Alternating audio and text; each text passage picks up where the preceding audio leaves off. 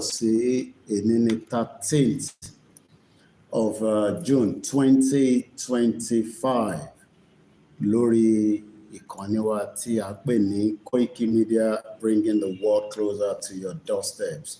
Mo kí wa ní ibi tí ẹ bá ti ń gbọ́ wa, níbi tí ẹ bá ti ń fi àlàáfíà fẹ́ fi gbọ́ gbogbo tí ẹ fẹ́ mọ̀ lórí ìrìn àjò Yorùbá Nation. Ó ń tẹ̀síwájú lágbára Elédùmarè, kò ní rẹ̀yìn. Gbogbo ẹni tí ó ní ó máa rẹ̀yìn ìrọ̀lẹ́ pa mo kí wa. Mo fi kíkí mi mo fi lọ kí bàbá wa the Emeritus Professor Adebanji Akintoye. Mo kí wọn dáadáa pé ó kú iṣẹ́.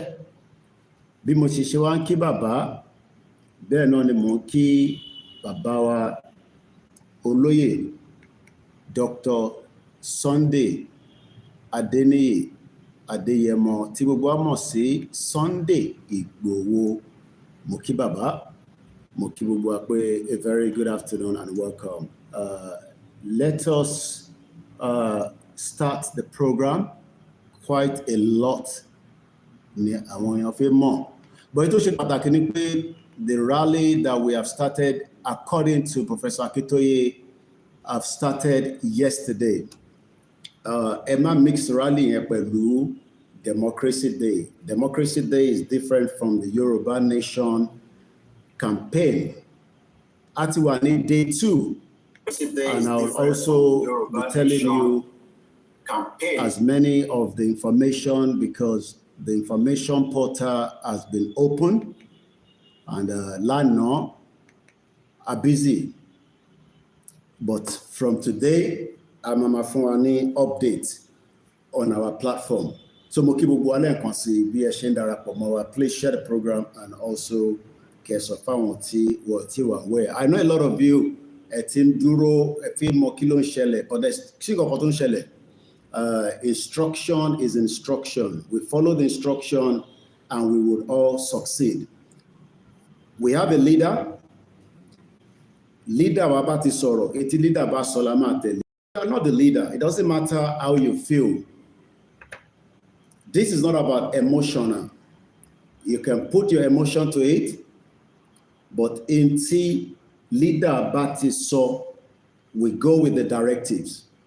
Ká ṣe báyìí, ká lọ báyìí, ọ̀nà báyìí ló yẹ ká gbà, ká gbójú ẹlẹ́gbà wọlé. Ó yẹ ká lo plane ni. Ó yẹ ká ti dàrú. Oh yes. But the leader has given an instruction. But problem tí a ní gẹ́gẹ́ bí ọmọ Yorùbá ni pé gbogbo wa ti di leader. Gbogbo ọmọ Yorùbá nísìn náà ti di leader. And látara bẹ́ẹ̀, ẹlòmíì gan ti ń sọ̀rọ̀ sí bàbá Akintoye indirectly tó mọ̀. Ẹlòmíì ti ń sọ̀rọ̀ sí olóyè Ìgbòho indirectly, wọ́n lè máa mọ̀.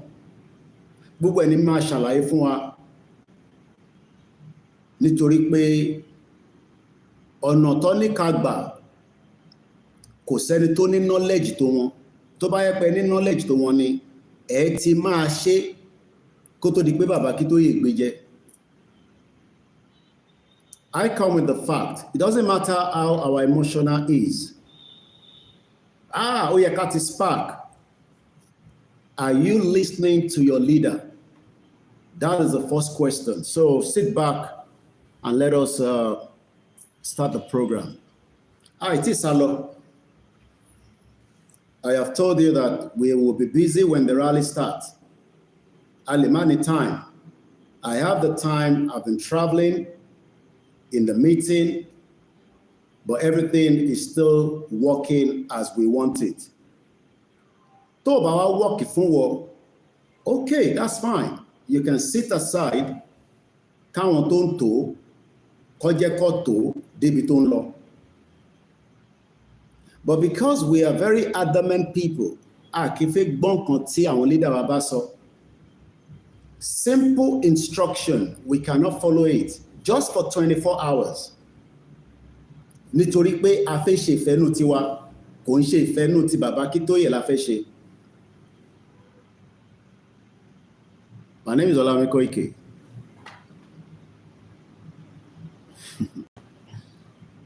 Ó bẹ̀rẹ̀ dé àbẹ̀. Mo mọ̀ pé mi lè fẹ́ wá gbọ́ nǹkan tí mi máa sọ. Where will I be? What position? At least I'm still at home within the context of where I told you I would be. Nígbà tí rally mama dé. So ìyẹn ti eliminate. But let's sit back, share the program. I don't know how long we're going to stay. In between these broadcasts, I will be going into meetings and coming back out. But I still have to be out today because that is now the activating the command center of the Koiki Media platform. So till there is a need for me to pick up a call, I will pick the call. If there's a need for me to stand up, I have to, because we have opened our 3 command center, one in Yorubaland, one in the UK, and one in Africa.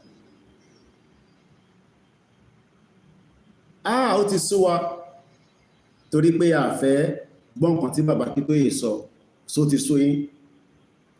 Ẹ má yẹ kó sú yín. Let's start with this.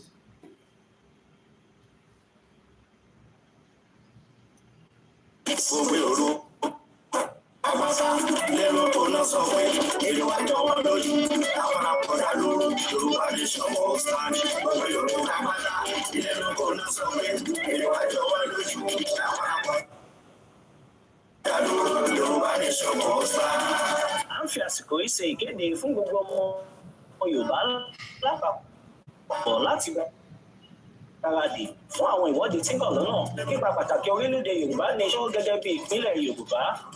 Ìwọ́de yìí náà ni a máa ṣe káàkiri gbogbo ilẹ̀ káàárọ̀ òjìire bí tí bàbá wa onímọ̀ ẹ̀rọ emeritus professor Adébádé Akíntóyè yóò ṣe olùdarí rẹ̀. Ọdún 2025 yìí náà ni yóò bẹ̀rẹ̀, a sì máa kàn sí wa nípa oṣù àti gbogbo ohun tí a bá fẹ́ mọ̀. Olùkéde Ọláyọmí. Gbogbo ohun tẹ́ bá fẹ́ mọ̀, bàbá jáde ní on the 11th. Àwọn ọmọ Yorùbá ò tẹ̀lé hold the in tí bàbá sọ for 24 hours.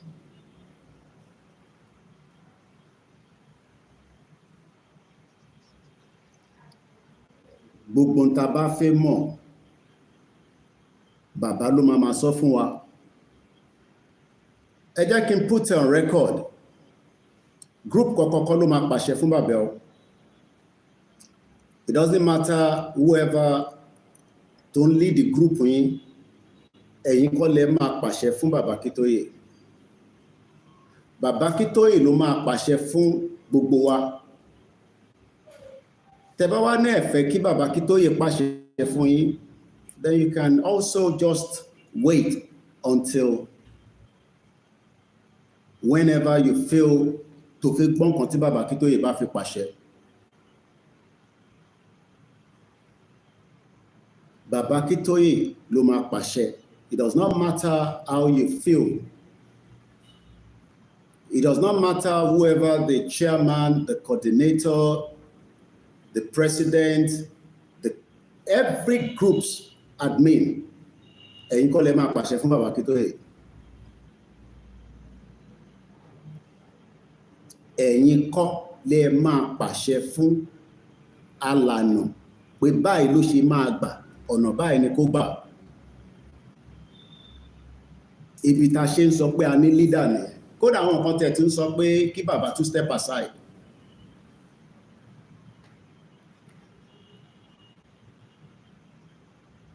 I promised Baba when I spoke to him yesterday that kó lọ fọkàn wọn balẹ̀. Ẹ ti ṣiṣẹ́, àwa dẹ̀ máa make sure pé a tẹ̀lé yín débi tí ẹ ti máa nà sí àyẹn sókè. Even if it means the sacrifice, so that kẹ́yìn lè nà sí àyẹn sókè. But the fact remains is that everything is still within the context of how we want it to roll. Ẹ dúró síwájú lé yín, a fi dúró síwájú lé wa, a fi gádà síbí kan. And the same set of people that cannot just follow that basic, simple instructions. Tá a bá pé méjì ńkọ́, tá a bá pé mẹ́ta ńkọ́. Now you will come on this platform, ẹ wá comment. Now comment yẹn nísìnyí ta ló ń kà níbi ló ti máa rí yẹn. Àgbáyé wo ló fi rí comment tẹ́ ń comment yẹn nísìnyí.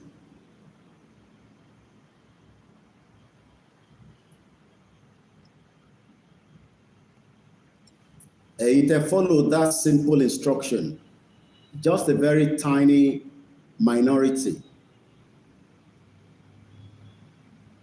Ẹ jẹ́ ká lọ gádà sójú ẹlẹ́gbà so that kí gbogbo èèyàn lè rí wa.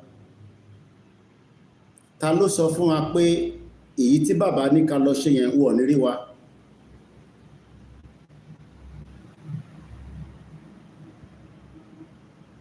And I have said it many times on this platform that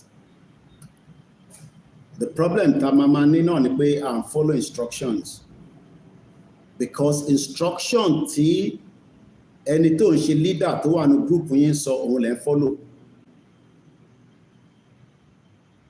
and that is the most saddest part of who we are. We are just very ready. There's no doubt about it. But why can't we follow the instructions? Tí America bá rán àwọn Marine wọn jáde, as I've been watching Trump give order pé káwọn Marine wọnú àwọn state kan l'America. Ǹjẹ́ Marine kan sọ fún pé kí ló dé ta ṣe fẹ́ wọnú bẹ̀? Tí òfin ò fún ẹ láyè nítorí pé o consult gómìnà state yẹn. I don't know. Ṣé yẹn máa fún wa ní setback? No. I'm just telling you so that moving forward, ká má tún ṣe mistake yẹn. Because I believe 99% of you failed in that direction. Nítorí pé a fẹ́ lọ blow bridge, a fẹ́ destroy airport. There's nothing wrong in all that. We can go in that direction. I love to go that direction as well. But why is it difficult to just stay in front of your house and take a picture and upload it? Gbogbo àwọn tó ń comment nísìn, tí a bá lọ gbogbo Facebook wọn, kò sẹ́ni kankan tó upload anything lórí social media wọn. And this is a platform that we have been able to use for 5 years to pass a message. And that message is that níbo làwọn tẹ́ ń sọ yẹn wà, kó tẹ̀ tó di pé ẹ máa kó wọn jáde.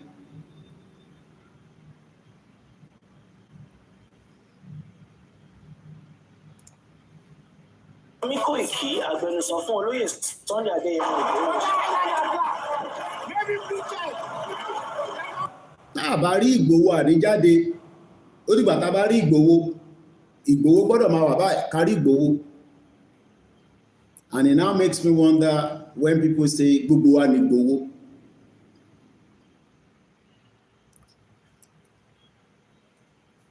Lóòótọ́ gbogbo wa ni Ìgbòho. Baba give order to start the rally. Ṣé fi péjọ kan ní rally yìí ni?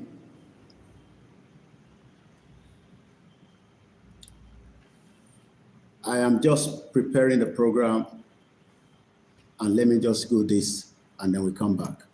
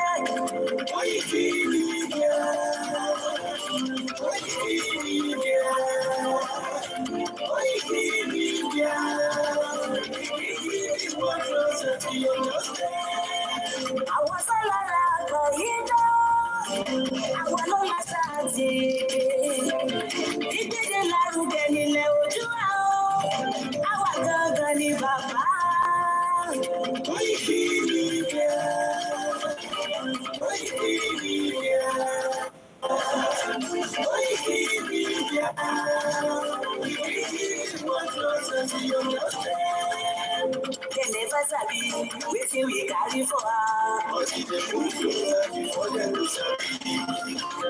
I said they never know wetin we carry for body. Ọ̀kìn lọ lọ́jà ẹyẹ ìléwọ́n ló lájú. Ká ṣiṣẹ́ fún ilẹ̀ bàbá wa. Ká ṣiṣẹ́ fún ìlú bàbá wa. Ká jùmọ̀ sowọ́pọ̀ ká lè tó dúdú àga. Ọmọ Odùduwà ṣe kiri.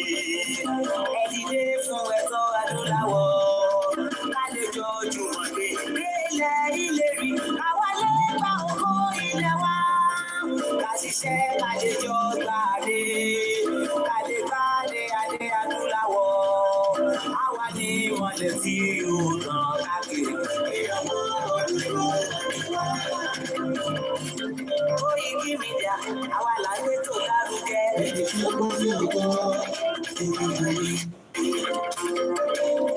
Rásà, ẹgbẹ́ polówó ọjà wà káyé kúrò ayé jẹ. Àgbẹ̀sọ̀ lárugẹ, àwọn kásá lárugẹ. News and sports, ẹ máa rí gbọ́. Ọmọ Ìjẹ̀bú alárẹ̀ mi ló ní kí n máa ké tantan. Koiki Media, ọ̀rọ̀ lágbájú òbí. Máa bá ṣẹlẹ̀ lọ. Ọmọ Yorùbá nìyẹn, ọmọ Yorùbá àtàtà. Àwùjádùn rẹ̀, ọmọ Ìjẹ̀bú alárẹ̀ mi. Ṣé ìlọ máa fi dìbò ọ̀bẹ mọ́lẹ̀? Ẹ̀yin lọ́mọ onígbò máa dé. Ẹ̀yin lọ́mọ onígbò máa wọ̀. Ikú máa wọ̀ kájọ́jì ọgbọ́dọ̀ wọ. Àjòjì tó bá wọ̀ bẹ́ẹ̀ á tẹ̀lé ní ọ̀rá. Ẹ̀yin lọ máa náwó òyìnbó tó dé. Ìgbà tó yìnbó dé o, owó náà dẹ́kun pọ̀ sí o. Koiki Media, sáwa ní bàbá. Koiki Media, àwọn ní bàbá. Àdàsọ àtọ̀bẹ̀rẹ̀ gidi. Àwa là ń gbé tó lárugẹ jẹ́ kájọ gbọ́ o. Àbújá fẹ́tọ̀ ilẹ̀ wa, fẹ́tọ̀ ilẹ̀ Yorùbá. Ọmọ Òdùwà ni wá o, kọ́kọ́. Ikú tó ṣe bí lébi òsì, àdéhùn bàbá ìyá. We bring you one closer to your doorstep. Afẹ́fẹ́ tó fẹ́ òòrùn kan ní oko lára ni. Àpèrè gèdè Olódùmarè ló fún wa ṣe. Gbogbo ayé ẹ̀gbọ́n, àwa ni bàbá o. Ẹ máa bọ̀ wá ẹgbẹ́ polówó ọjà yẹn wá o. Odùduwà la gbé dání, òtítọ́ la gbé dání. Àdìsọ́dalẹ̀, àdìsódìkẹta. Àgọ́tọ̀, àgọ́pẹ̀rẹ̀gẹ̀dẹ̀.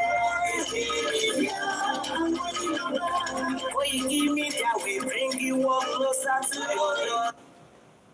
Thank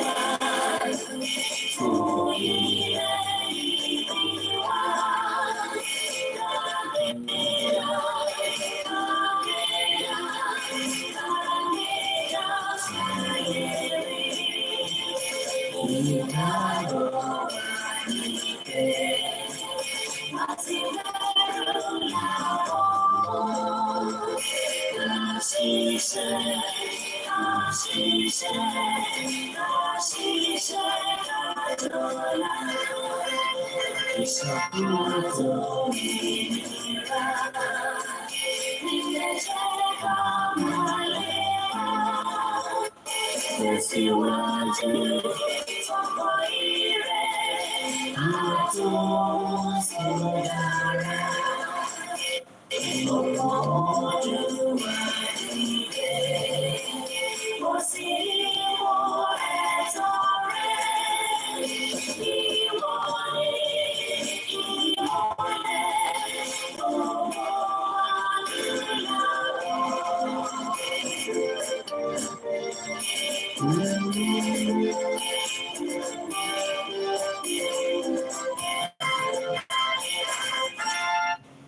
Boki Bubu, I say welcome back.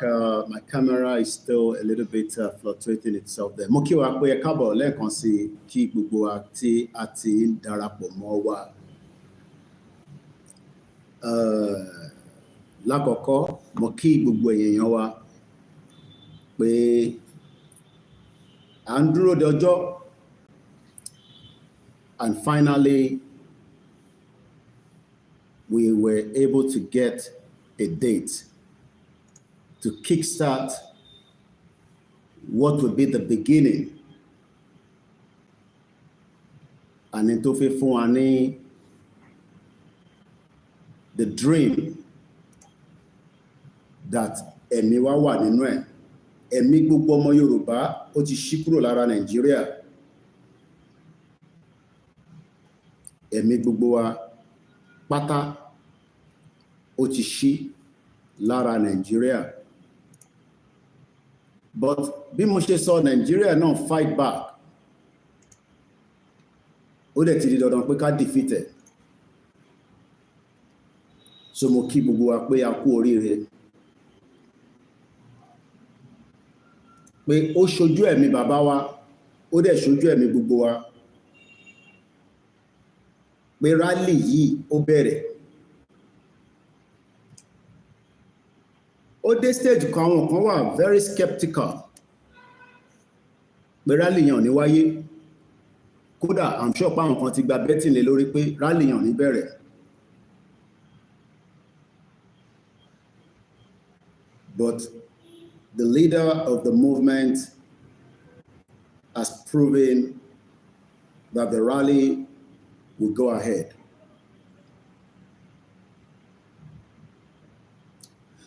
The question that àwọn tó ń béèrè ni pé why tó ṣe jẹ́ kí rally bẹ̀rẹ̀ báyìí? Ṣé rally ló ń pè léyìí? Ẹ jókòó síwájú léyìn, kẹ́ máa ṣe rally. Ẹ jókòó síwájú léyìn, ká wọṣọ funfun. Ẹ jókòó síwájú léyìn. That has been most of the question in the last 24 hours. Because tabade ká wò látàná títí dèní, a ṣe kọjá a bit of 24 hours. Because aago méje ló ní kí gbogbo wa jáde. But ẹ jẹ́ ká gbọ́ bí bàbá ṣe sọ. Ká wá bẹ̀rẹ̀ sí ń wo the pros, the cons, and the why tẹ́yìn béèrè yẹn. But I have a lot of information, but it's not for the public. But in tí mo kàn fi sọ fún gbogbo wa ni pé kò ń ṣe ọjọ́ kan ní rally. Wọ́n níjọ́ kan ní rally. The rally goes until yours, mine, our quest, our demands are met.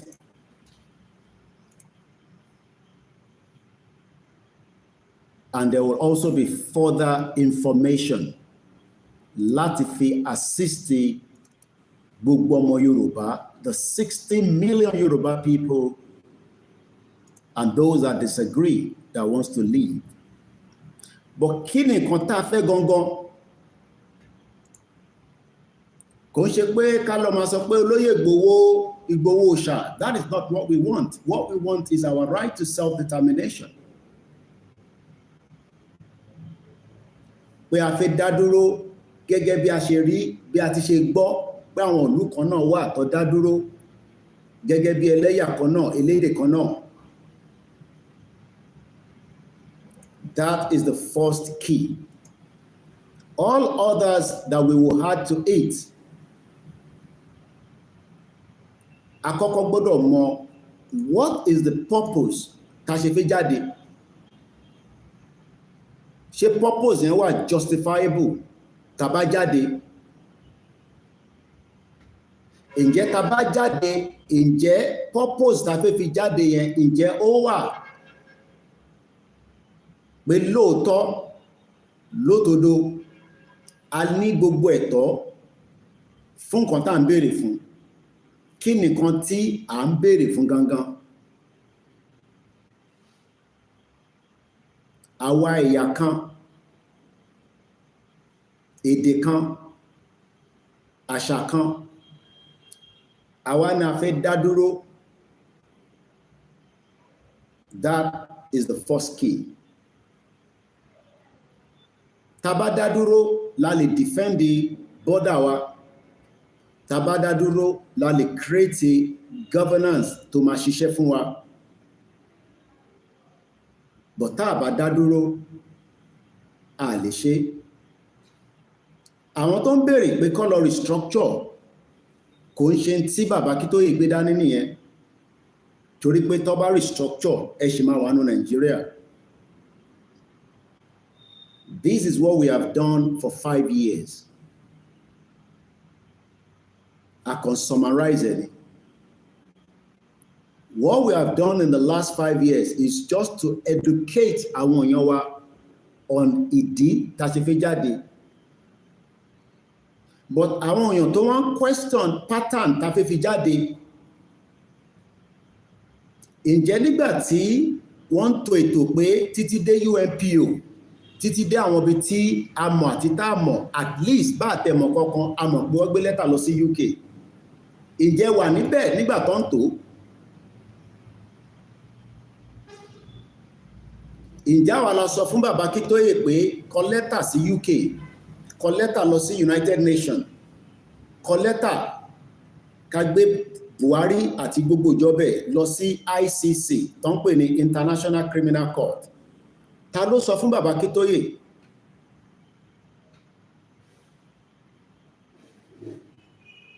Ó ṣe wá jẹ́ nísìn tí bàbá wa ní ká lọ ní bá ṣe fẹ́ bẹ̀rẹ̀ yìí, why ta wá ń question ẹ̀?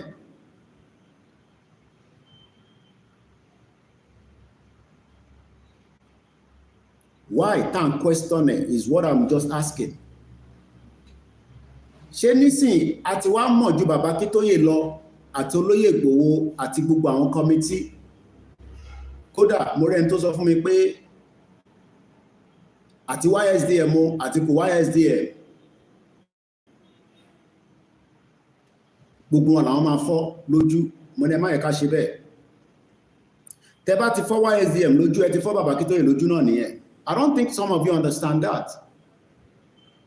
I keep saying it all the time. For every time you attack the only platform tí Ọlọ́run sì fún wa lénìí pé ká fi máa rìnrìn àjò yìí, òun ni YSDM. Tá bá dẹ̀ ti fọ́ lójú, ẹ ti fọ́ bàbá Akintoye lójú nìyẹn. That means pé bàbá yẹn kó kúkú lọ. That means pé à ń gbàdúrà ikú fún bàbá yẹn nìyẹn.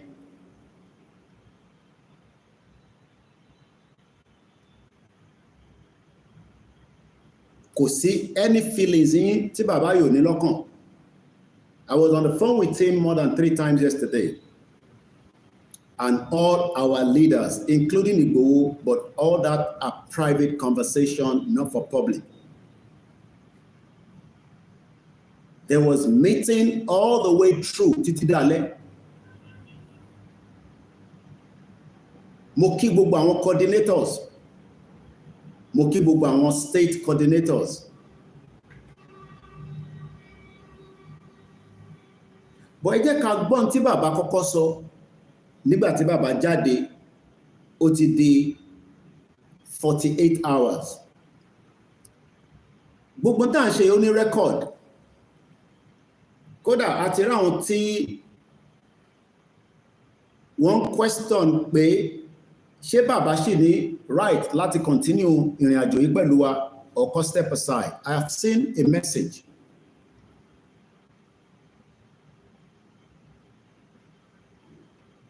Àti gbọ́ many of ẹ̀yin tẹ́ jẹ́ observer. But nígbà tí bàbá yìí tó pull out kúrò láàrin àwọn Afẹ́nifẹ́re pé ọ̀nà tẹ́yìn ń gbà yìí, ọ̀nà yìí ò ń ṣe ọ̀nà tó máa gbé ọmọ Yorùbá jáde dé ibi tí wọ́n ti máa rí ògo wọn lò. Ṣé mọ̀ pé àwọn Afẹ́nifẹ́re ò fún bàbá ní backing? At least I begged the late bàbá wa Ayọ̀ Adébánjọ, èmi àtolóyè Ìgbòho, adọ̀bálẹ̀ abẹ bàbá yẹn pé kó jẹ́ kí wọ́n sowọ́pọ̀ pẹ̀lú bàbá Akintoye so that kò ní jẹ́ pé bàbá Akintoye nìkan là ń rí bí bàbá, kò ṣe pé kò sáwọn bàbá mi lẹ́gbẹ̀ẹ́ bàbá Akintoye, but Afẹ́nifẹ́re has a big platform. Tó bá jẹ́ pé Afẹ́nifẹ́re endorse even as they have two fractions, ìkan ṣiṣẹ́ pẹ̀lú Tinubu, but ìkejì is either there and there, kò ṣe pé kò like nǹkan tá à ń ṣe, but wọ́n endorse officially because lórí restructure ni bàbá Yọ Adébánjọ kú lé lórí. Ṣé a tún wá ń gbàdúrà nísìn pé kí bàbá Akintoye náà kú kó má rí Yorùbá nation gbà fún wa látara pé pattern ọ̀nà tó fẹ́ gbà tí àwa dé disagree pẹ̀lú ẹ̀, tí kò dẹ̀ ti sọ fún wa pé òun ti jáwọ́ àbóhùn ṣe mọ́, àbí in tí wọ́n ní ká bẹ̀rẹ̀ yẹn wọ́n ní ìjọ́ kan la máa fi gbà.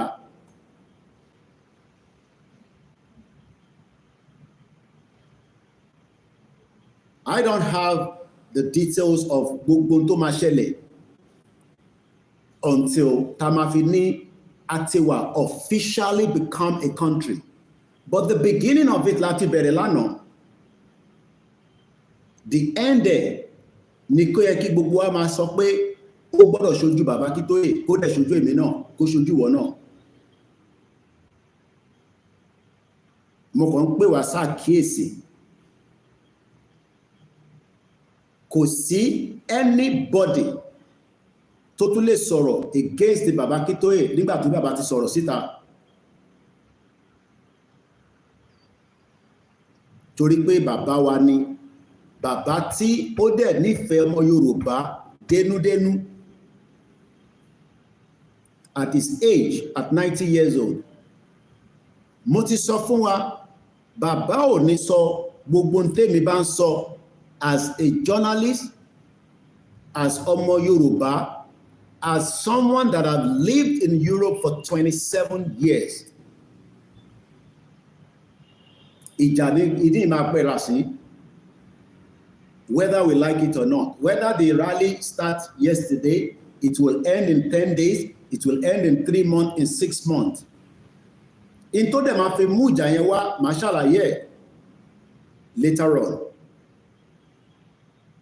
Kò ṣe pé láti jáde láti bà nǹkan jẹ́, to start the rally is the issue. But why have we not just listened fún bàbá Akintoye for at least 24 hours? Ìdí dẹ̀ ni pé many people tó wà nínú different platform, ẹ ti gbọ́ whispering nínú platform yìí pé platform tẹ́ wà yẹn o, wọ́n ní kẹ́ má gbọ́ nǹkan tí bàbá Akintoye sọ.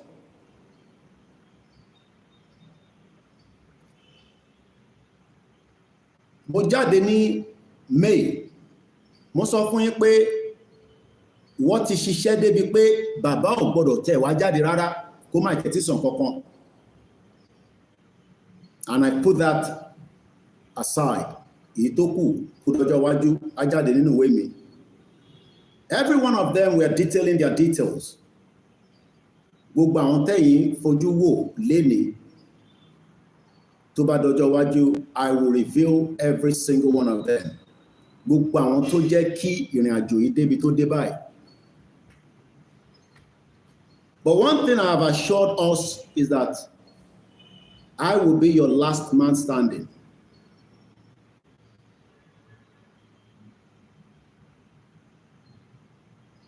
And that still remains so.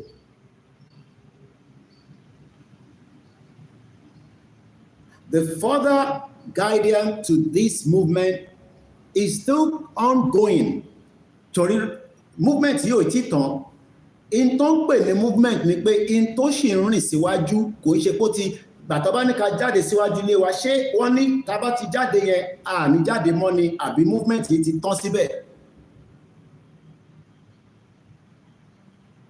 So why then are we nagging and we are complaining? Obey, ìyẹn ni àwọn military Nigeria máa kọ́kọ́ ṣe tá bá jáde. Àwọn máa kọ́kọ́ obey ìjọba pé ẹ lọ ṣe nǹkan báyìí, kó tó di pé àwọn máa tún wá ní àwọn tó máa jù wọ́n lọ tó máa sọ pé in tẹ́ ń ṣe yẹn ẹ má ṣe bẹ́ẹ̀. Kí ló dé tí ìtọ́ ní káwa náà lọ ṣe? Kí ló dé táwa ọ̀tẹ̀ ṣe? All we have done in 24 hours is we have all nagged. And I just understand that from me,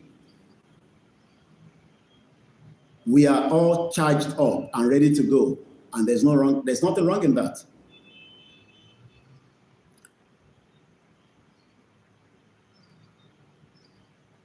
A lot of our leaders, àtàwọn tẹ́ mọ̀,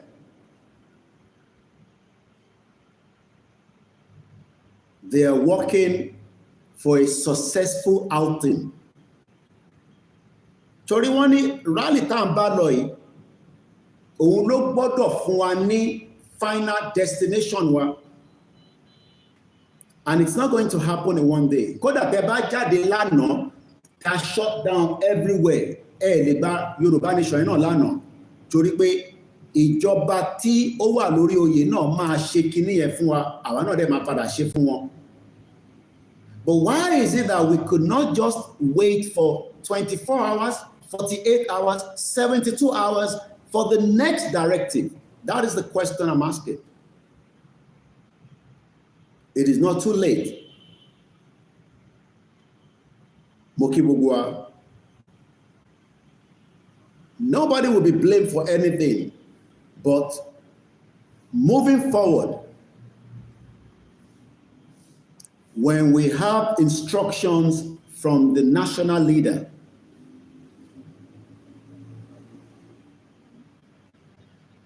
I don't think we need to start deliberating around it.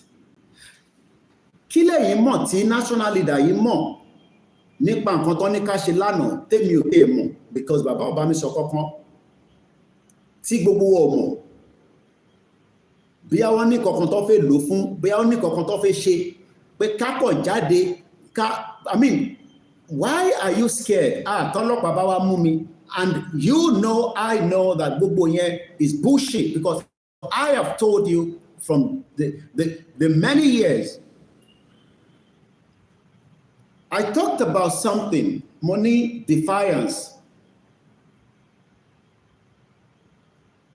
Okay, tó bá jáde níwájú ilé ẹ, let's, for example, ọlọ́pàá wá mú ẹ. So, what does that indicate? Ṣé a máa wá fi ẹ́ sílẹ̀ pé ọlọ́pàá máa mú lọ o, a dẹ̀ ń ṣe Yorùbá nation?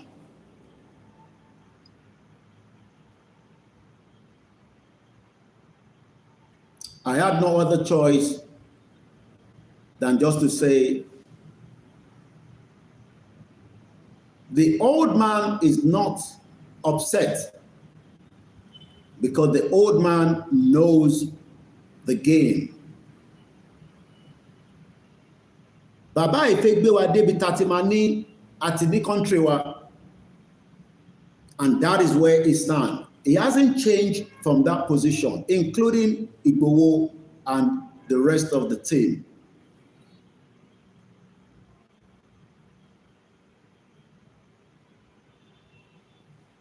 And we should be grateful to have all these leaders at this particular time.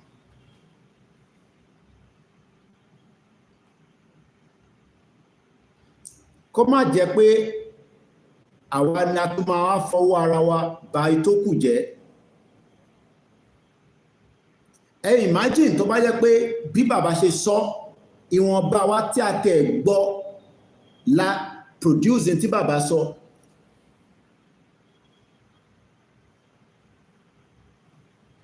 Ẹ wò wọ́n, just the little of those that did it, very, very tiny minority in the percentage, kò tó 1% out of the 60 million. Kò tó 1% àwọn tó deliver in tí bàbá sọ yẹn. Because tó bá yẹ pé ó ju 1% lọ, the whole media will be bombarded across the world with the images that we wanted to produce, but we could not produce that images because it was a failure. on not Baba Akintoye, on every one of us that refuse to listen to just that simple instruction. Àtúlá àwọn tó wà ní diaspora tó ń condemn ẹ̀. Pé ṣé bá ṣe ń ṣe rally lélẹ̀, ṣé rally lélẹ̀, ṣé rally lélẹ̀ tá à ń ṣe. And all manners of different things were said against this man. I don't want to believe that Baba Akintoye ò gbọ́ gbogbo àwọn voice note tẹ́ ń fi ránṣẹ́. I believe one or two will drop to his ears. And at 90, I can imagine how his BP will be going back and forth. But mo deliver a message in. I spoke to him at about 1600 hours yesterday. And I made it known to him that gbogbo ọmọ Yorùbá wà happy pẹ̀lú tí bàbá ṣe. Pé kọ́ ní ká jáde níwájú ilé wa. Ìbí nǹkan tẹ́ fẹ́ nìyẹn. Èmi ti bá deliver a message fún bàbá lánàá. So that just in case tí bàbá ò bá tẹ̀ gbọ́, gbogbo yín pátá, because I am not included, gbogbo ẹ̀yin tẹ́ wà concerned nípa rally yẹn, I made it known to Baba yesterday when I spoke to him for more than 30 minutes at about 1600 hours. Mo sọ fún bàbá pé látẹ̀kọ́ dé Kwara o, kò sẹ́ni tó wà satisfied pẹ̀lú bí ẹ ṣe ní ká ṣe rally. And I believe is a father that has a listening ears. And he will be coming to speak to us moving forward. But I am disappointed that we could not even give him what he wanted for 24 hours. I am personally disappointed. I gotta be honest. Inú mi ò dùn rárá. Àwọn nǹkan mi tí mo gbọ́, Ọlọ́run ní jẹ́ kémi dé stage tí mo dé nínú ìrìn àjò yìí. Kí wọ́n bínú padà lọ sí London. Or kí n sọ pé mo yọsẹ̀. Kò ń ṣe pé mo dá májẹ̀mú kankan síbi kankan. Kò ń ṣe pé mo ní èmi àti èèyàn kan àjọ ṣàwó kan pé àwa múlẹ̀ lórí ọ̀rọ̀ Yorùbá nation. No. But I just saw it that we could not give this man 24 hours. For whatever the reason, tí bàbá ìṣẹ́rí ká jáde ní bá ṣe jáde yẹn. But there's nothing wrong. Gbogbo message yẹn pátá. Gbogbo ẹ̀yin tẹ́ wà concern ẹ̀ ń gbọ́ lórí platform mi, mo deliver fún bàbá lánàá. Pé bàbá, gbogbo àwọn ọmọ wa pátá tí mo bá sọ̀rọ̀ láti kí má sọ àsọdùn láti bí aago 6 lánàá títí di tí mo fi lọ sùn, kò sẹ́ni tó wà happy. But I made it known to Baba, the leader of the Yoruba nation struggle. And Baba quite understand, but he did not say anything more than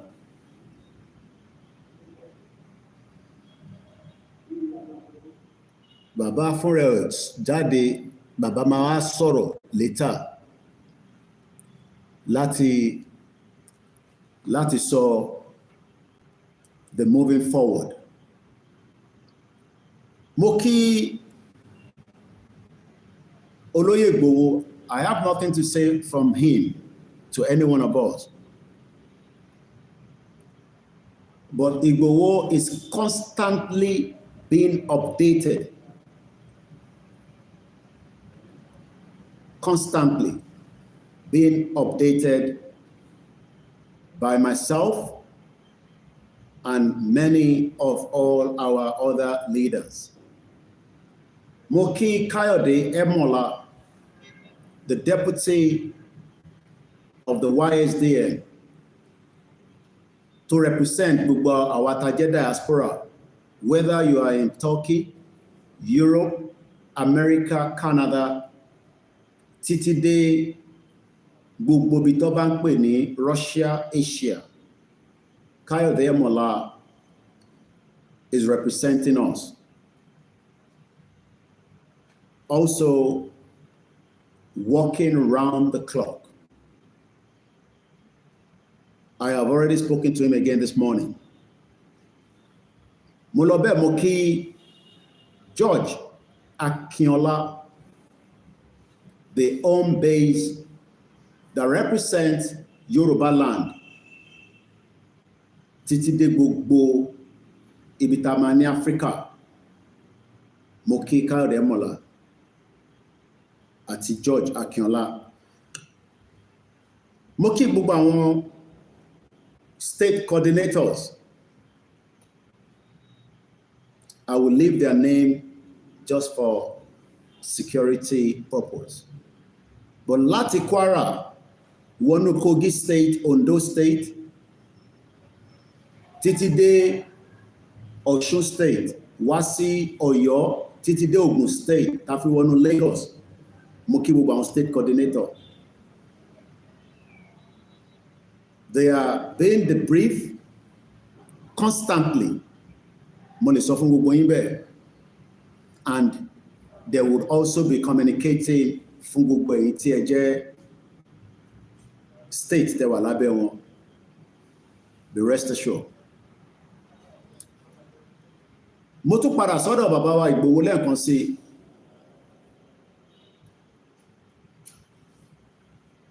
For the job he's doing behind the curtains. He's currently in Germany. But like I said, it does not matter wherever he is. Because some of you are waiting pé tá a bá rí Ìgbòho ní jáde fún rally. Even tó bá ní ká jáde ní in our large scale. And that should not be the case.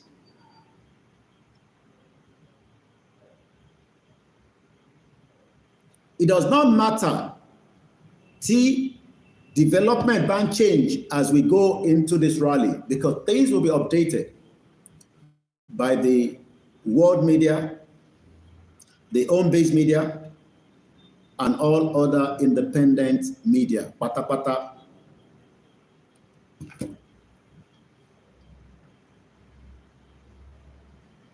Ọ̀pọ̀lọpọ̀ development máa wáyé. Mo fẹ́ ká remain as charge ló ṣe wà lẹ́mìí wa.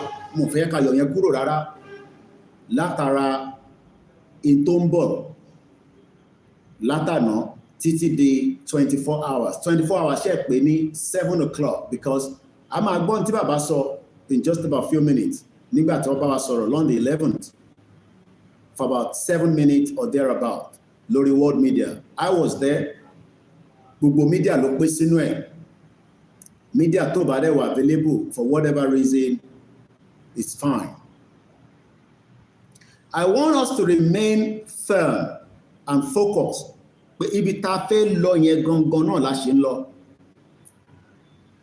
And nothing must change our spirit. Lẹ́ẹ̀kan sí, I passed the message on behalf of every one of us, because if I've listened to all your messages and complaints, even though I am not pleased, pẹ̀lú complaint tẹ́ mú wá lórí pé ọ̀nà tí bàbá ní ká fi jáde, it does not matter. What matters is that the rally is not one day, it is not 2 days.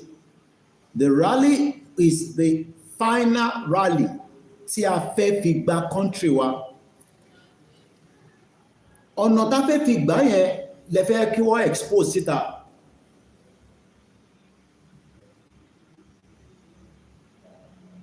And I don't think we should do that. Tó bá yẹ pé lóòótọ́ legitimately a fẹ́ kí country kó ṣojú wa. Ṣó wá dá kí bàbá sọ gbogbo ọ̀nà tá máa gbà títí débi tí wọ́n máa fi na ìtàn pè ní àsíá ilẹ̀ Yorùbá sí gbogbo state wa tó bá ní ká nà sókè. Níjọ́ tá bá ti nà sókè, that is the end and the final game. But we should remain charged and we should remain firm. There is no cause for alarm. I can assure us that. I am fully behind, and one of the reasons we should travel was sísàlẹ̀ so that kí n lè farabalẹ̀ gbọ́ rí àti gbogbo tó bá yẹ ká ṣe. That's the reason why I came down. In tí mò ń ṣe nísìn mo lè ṣe ní London. I have fantastic team. I have strong management that can go and attend meeting on my behalf. Mo kí gbogbo àwọn coordinators lẹ́ẹ̀kan sí. Mo kí yín, mo yìn yín lógo ọ̀nà. I know what it means fẹ́yìn náà nígbà tí directive ti wá. Ẹ̀yin ló yẹ kẹ́ sọ fún àwọn tó wà lábẹ́ yín pé directive tó wá yìí o, ó sì ń tẹ̀síwájú ni. Ẹ jẹ́ ká kọ́kọ́ follow eléyìí, but mo understand. Wọ́n dẹ̀ ní tó bá kó orí gbígbẹ, mo lè gbé call yẹn nísìn because mo ń present, máa pè yín, mo ti rí call yín, mo ní lè gbé nísìn, ó máa disturb ní tí mo fi sọ. Ẹ fún mi ní time, ẹ má bínú sir. In tí mo fẹ́ kí gbogbo wa understand.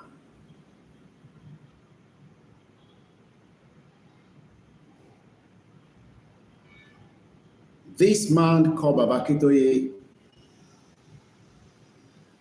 as of today, is still the most honest elders ta ní.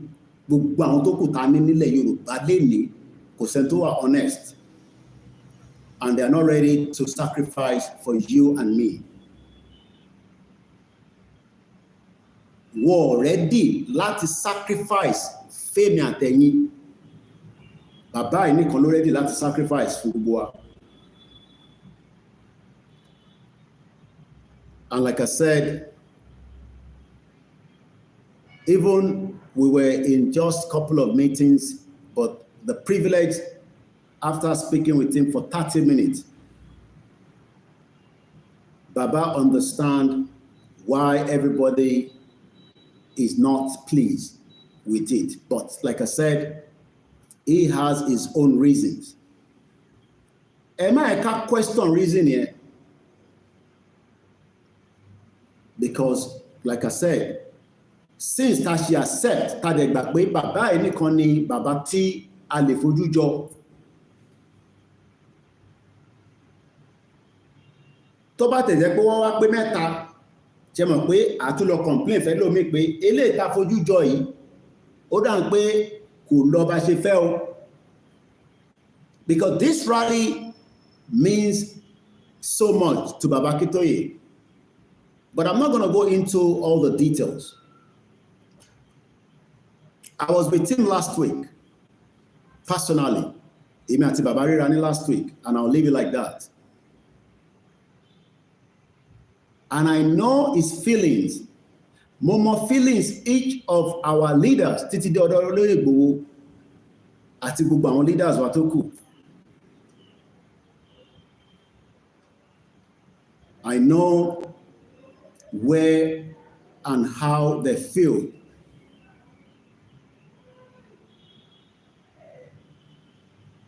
Nígbà tí ìyàwó Baba Aakintoye kú, kọ́lọ̀ fọ́run kẹ́ wọn, ìyàwó Òṣọlá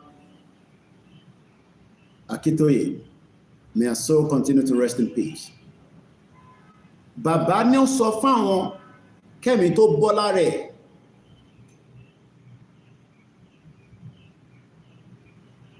But the only thing that she will be pleased ó ní pé kí bàbá kó wa délẹ̀ lérí. Àmọ́ dẹ̀ mọ̀ pé gbogbo àwa 60 million Yoruba people tí bàbá bá ní ìzọ̀bẹ́zọ̀bẹ́ a máa tú síta pẹ̀lú àṣẹ bàbá wa Ìgbòho Òòṣà àtàwọn leaders wa. So I want us to calm but still be charged. Ẹ má ẹ ká lose concentration níbi tá dé. Gbogbo owó yẹn náà la gbọ́. tá bá rìn papọ̀ téjò bá ń lọ tí gbogbo tó rọ́ kò sẹ́ni tó lè dá wa dúró. Mo gbéyàn dìde kò síbi tí wọ́n drive délé kò lánàá. Àgbéyàn dìde kó lọ káàkiri ó fún mi ní report. The same thing with all the states.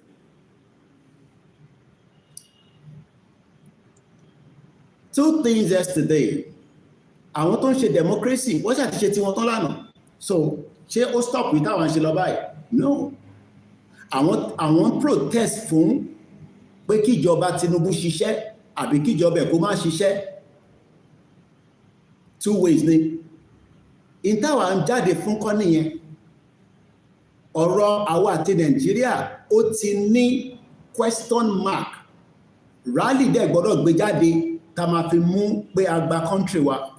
Ọ̀nà tá fẹ́ fi gbà yẹn ni gbogbo yín fẹ́ béèrè, but ẹ jẹ́ kí yẹn wà láàrin olóyè Ìgbòho àti bàbá Akíntóyè àti YSDM. Ẹ má tako YSDM. I keep saying it.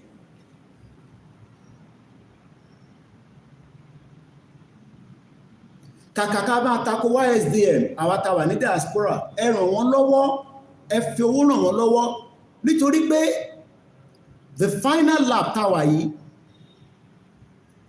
tí Lewis Hamilton, ẹni tó bá mọ Formula 1, tó bá ń drive nínú Mercedes ẹ̀, tó bá ń lọ towards the final laps,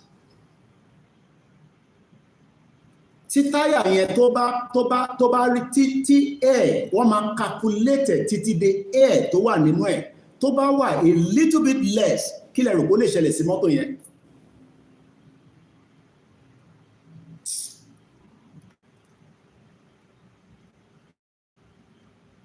Number.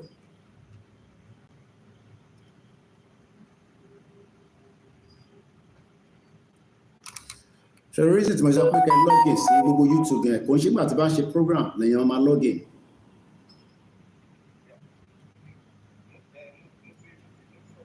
Yeah, but somebody is your own request missing, so it's messing the program.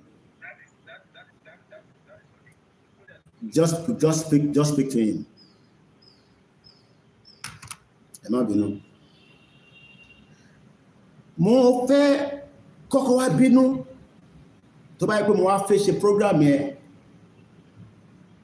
but I was warned not to, pé kí n má bínú rárá.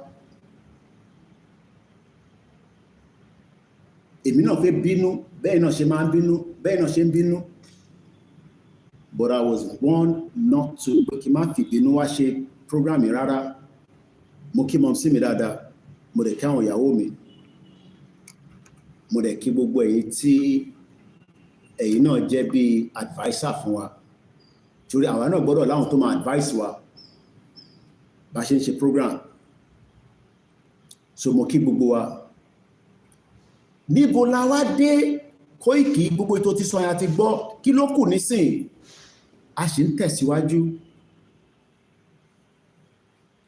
Ìrìnàjò yóò rẹ̀ ti bàjẹ́, kò dẹ̀ ní bàjẹ́. Mo ní Tinubu ò lè dá dúró, mo fi gbogbo ẹnu sọ, wàláìtàláìsí mọ́bílá ìlàzíláhùwà láṣẹ àwọn tó nílẹ̀ Yorùbá kò lè dá dúró. Gbogbo àwọn gómìnà yóò lè dá dúró. Ó ti kọjá stage yẹn níbi tá dé lálẹ́, níbi tá dé lọ́sàn-án, because tá bá wo èní, mo ní kò sẹ́ni tó mọ̀ ọ̀la, kọ́lọ̀ nìkan ló ní ọ̀la. Torí mo fẹ́ fún Bàbá Lẹ́kìtì tán pè mí, kàn fẹ́ mo mọ́ tán fẹ́ sọ. I'm just going to give it a bit of time, but mo ní láti deliver a message quickly kí tó jẹ́ kíkọ́ yẹn wọlé. Tá bá mọ̀ ọ̀la, wàhálà tá ń ṣe ìṣe lákọ̀ máa fold hands wa pé ọ̀la la máa gba Yorùbá country yẹn. Kò ń ṣe pé ó difficult mọ̀ fún wa níbi tá dé yìí. Gbogbo wa ti agree àti accept pé a fẹ́ kúrò ní Nigeria. So that is it. And we are not committing any crime. A commit crime, a commit offense kankan. So mo kí wa, mo dúpẹ́ pé freedom tá à ń fẹ́ yìí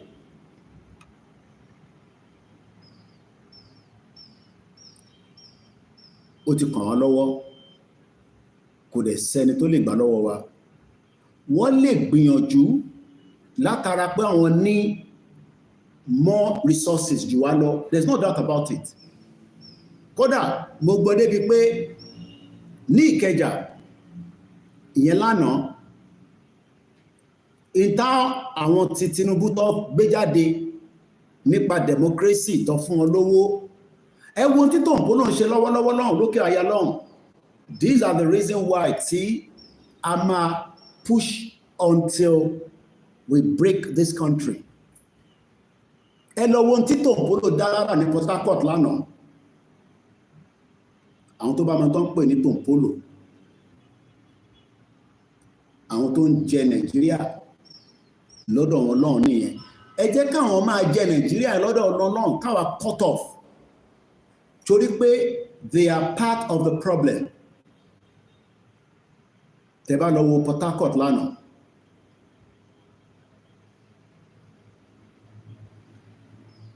so gbogbo wa ta bínú lánàá, yes, a ní right láti bínú, bọ́ àbákọ̀ ṣe sùúrù yẹn díẹ̀ sí, so that kó má jẹ́ pé ìbínú yẹn orí bàbá wa la fẹ́ dálé lórí, because I see it as pé fẹ́ dá lórí Ìgbòho, Bàbá Akíntóyè àti gbogbo àwọn leaders wa. That's the way I say it yesterday. Tàbálẹ̀ ti dálé wọn lórí, then ṣé nígbà tá a bá ti dá gbogbo ẹ̀ lé Ìgbòho lórí àti Bàbá Akíntóyè àti Ẹ̀mọ́lá àti àwọn ìyá wa àti Akínọlá, tá a bá dálé wọn lórí, then ṣé àwa nìkan la máa wá lọ ṣe?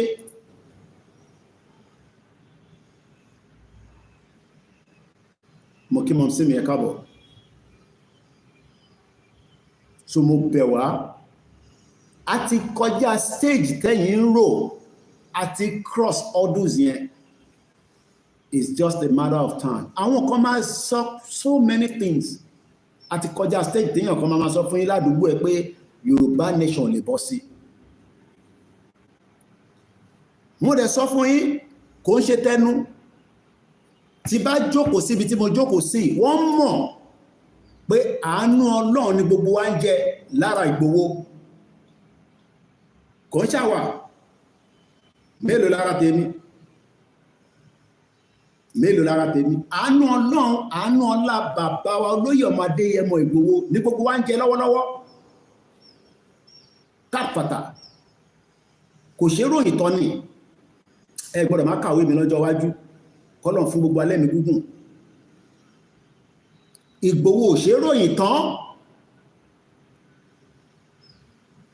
Wọ́n fẹ́ kí ó wà lọ́dọ̀ wọn kó má sí lọ́dọ̀ tiwa. If they have every means. Títí di àná, mo ní irú àwa kọ́ la máa gbà bọ̀dẹ̀ fún Ìgbòho. Má kọ̀ fún yín ní pẹ̀lú òwe mo ní sọ́délẹ̀. Èèyàn kan reach out sí mi lánàá.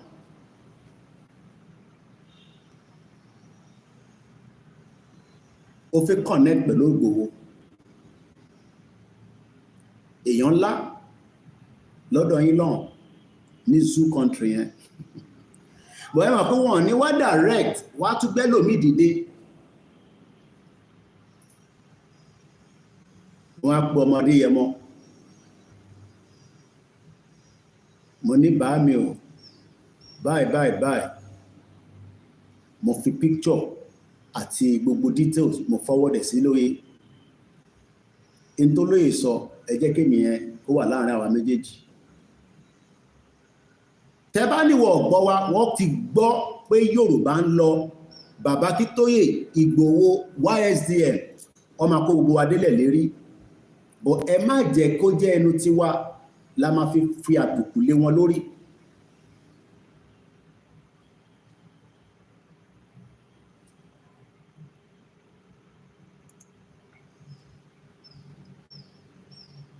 Bàbá wa kan ní àwọn ọmọ Tòǹpólò, àwọn tí ó ń ṣiṣẹ́ Tinubu lọ́wọ́lọ́wọ́ nìyẹn.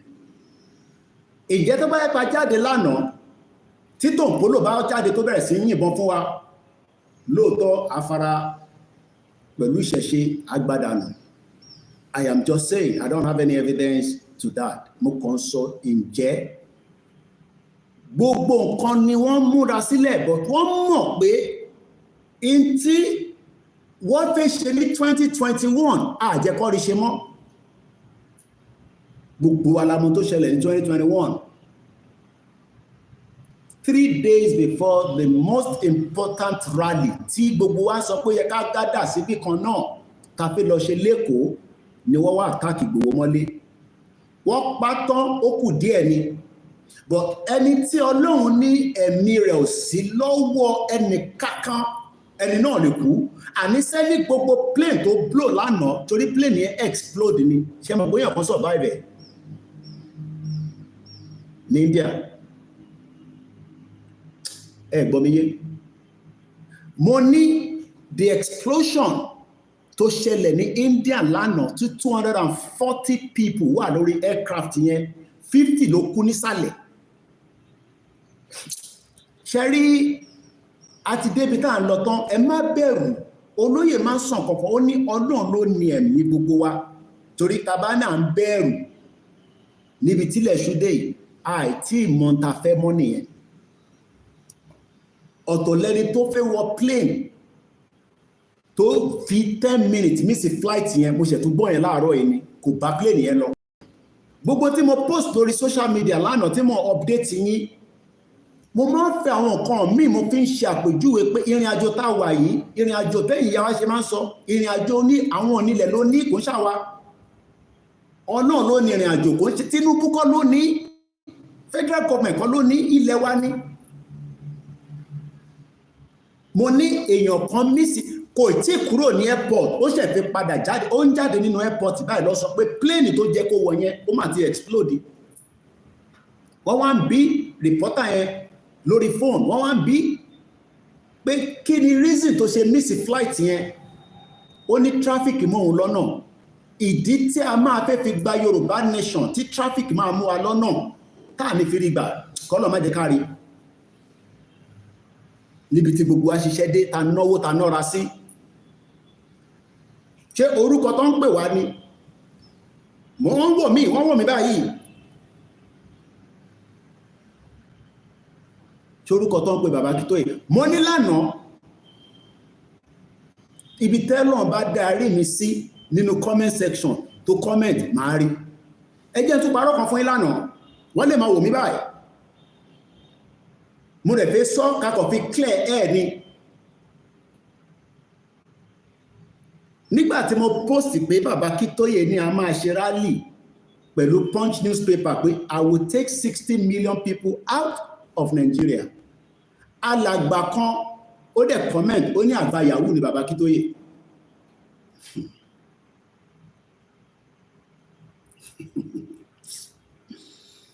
Mo wá rí comment yẹn. Man, okay. Since tó ti ní àgbà yahoo ni bàbá tiwa, ìwọ náà 419 ìwọ náà, because ẹni tó bá jẹ́ àgbà yahoo ó gbọ́dọ̀ mọ 419. Kò pé 7 hours. Àwọn tó mọ̀ pè mí, wọ́n ti bá bẹ̀bẹ̀ pé kí má ṣe bẹ́ẹ̀, pé kí ló ṣe. Mo wá send message tí mo screenshot ẹ̀, mo wá send ẹ̀sẹ̀ni tó pè mí yẹn. Kódà àgbà tó ń pè mí, mo wà nínú meeting. Ẹni tó bá jẹ́ grandfather tó lè pè ní àgbà yahoo. Mo kàn sọ eléyìí ká lè bá mọ̀ pé ìrìn àjò tá gbé dání àti cross all those and we have left Nigeria. Ibi tó kù sí ni pé a kàn nọ́kẹ̀ lórí ni. Mo wá pẹ́ ní ẹ̀ náà ni pé nígbà tó ti pé bàbá tèmi ní àgbà yahoo, ìwọ náà gbọ́dọ̀ jẹ́ 419. O gbọ́dọ̀ ti mọ ẹni tó bá ń ṣe 419 náà ló máa mọ àgbà yahoo. Eventually, we settled it yesterday and I pulled down, ìyẹn mo ṣe ń sọ nísìn, I pulled down all those posts. So gbogbo àwọn ọmọ Yorùbá dẹ̀ lẹ́ni ẹni dẹ̀ wà ní UK.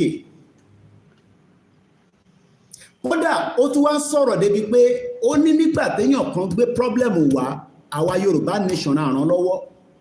Wọ́n sọ fẹ́ kódà ẹni yẹn mo sọ fún pé ẹni tó sọ yẹn kọ́ ní kó fi ògùn ẹ̀ búra pé nígbà tó ní problem ní UK èmi ò bá dá sí ní information at advice. Ẹ̀rọ kí mo sọ fún pé èèyàn kan ti dé sí Nàìjíríà tó deport.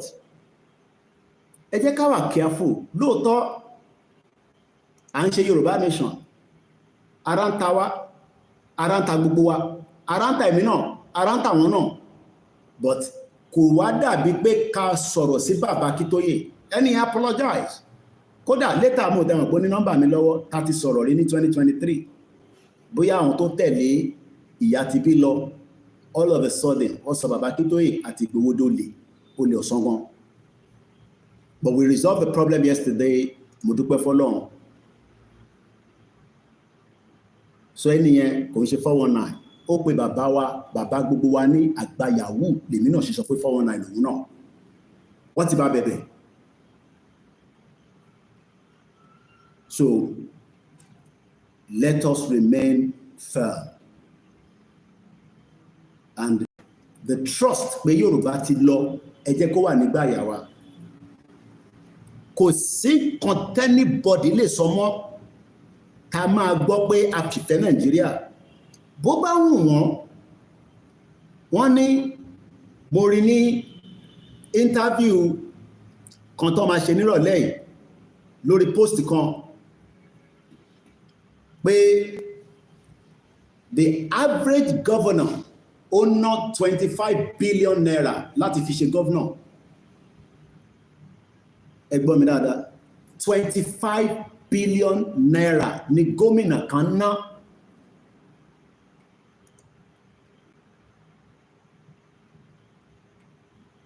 Senator ó máa ná nothing less than 4 billion.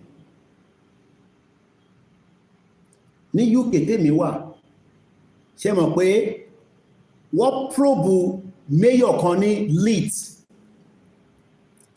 fẹ́yìn tí ẹ ṣe ń dispute.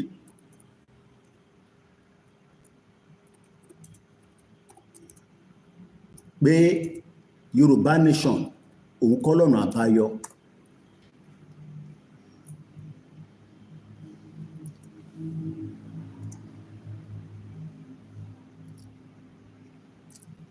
Koiki mo sọ fún yín pé bíbá ní international platform yìí. Mo ti rí news yẹn, mo fẹ́ wo picture ẹni yẹn fún wa. Ọkọ ẹ̀ politician ni, ìyàwó ń gbé ní UK. These are what they don't want you to know. Ìdí tó ṣe ń fìyà jẹ gbogbo wa torí pé a lè question ni kí ni source of income wọn, níbo ló ti rówó, níbo ni wọ́n ti rí owó. Ilẹ̀ Yorùbá wa iná ló ti ń rí owó tó fi ń ṣe gàba lórí gbogbo wa. But nígbà tí gbogbo wa bá ti dúró gẹ́gẹ́ bí instruction tó ní ká ṣe, a máa defeat gbogbo wọn. Mo fẹ́ ká wo ara picture tí máa mú wá èyí tẹ́wọ́n bẹ̀rẹ̀ nílé rí. I might probably just bring it like this kẹ́kọ̀ọ́ lè rí torí àwọn tó ń wà lórí stream.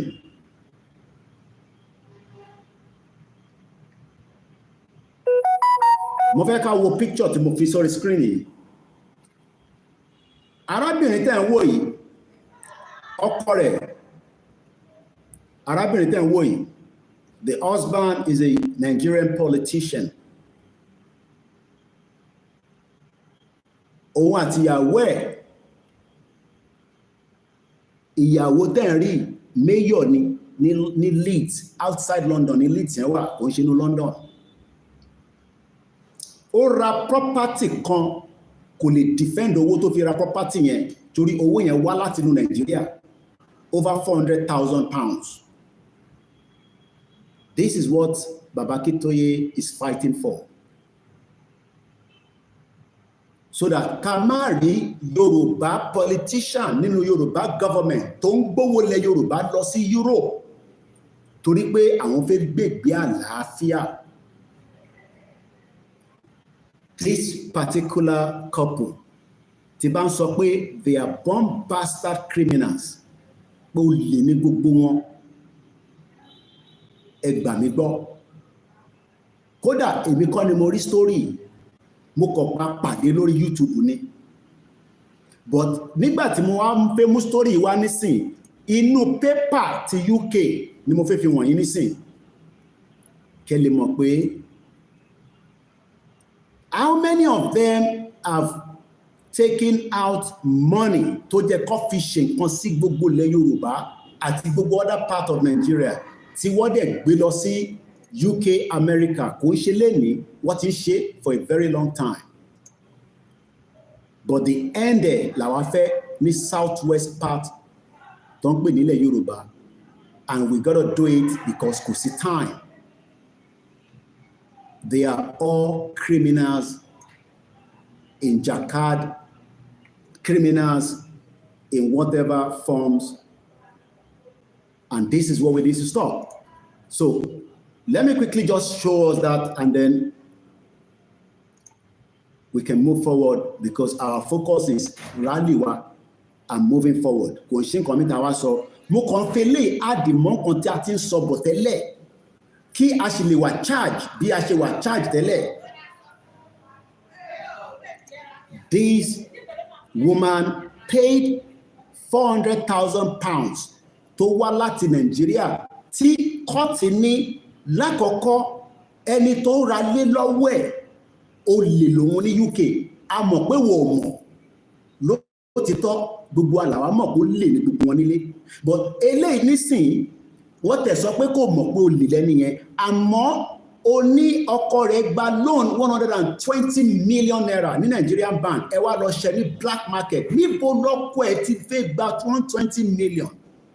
Wọ́n gbà lóòótọ́ nítorí pé ọkọ ẹ̀ ti mọ̀ pé ẹ bá àti gbọ́ rí tẹ́lẹ̀ pé àwọn báǹkì máa ń pè wọ́n pé ẹ wá yá owó torí wọ́n mọ̀ kó máa jí owó tó ní kó fi ṣe budget, owó tó ní kó fi ṣe constituency project, wọ́n máa jí.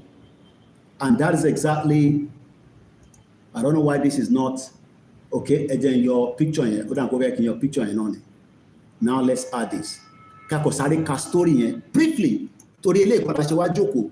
Torí rally bá ṣe wà upset. Moving forward, it is still an ongoing. Article yẹn lẹ ń wò ẹ̀yin tẹ́ wà lórí YouTube and Facebook tó kù.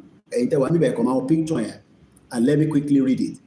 Paper in Yorkshire. Abigail Marshall-Katung has become the 130th Lord Mayor of Leeds. She'll be supported throughout her tenure by her husband, Nigerian Senator and Lord Mayor Consort, Senator Sunday Marshall-Katung, and she takes over from Councillor Al Garthwaite. Councillor Marshall-Katung was born in Nigeria and arrived in the UK to study at the University of Leeds as a postgraduate student in the Politics and International Studies Department in 2000.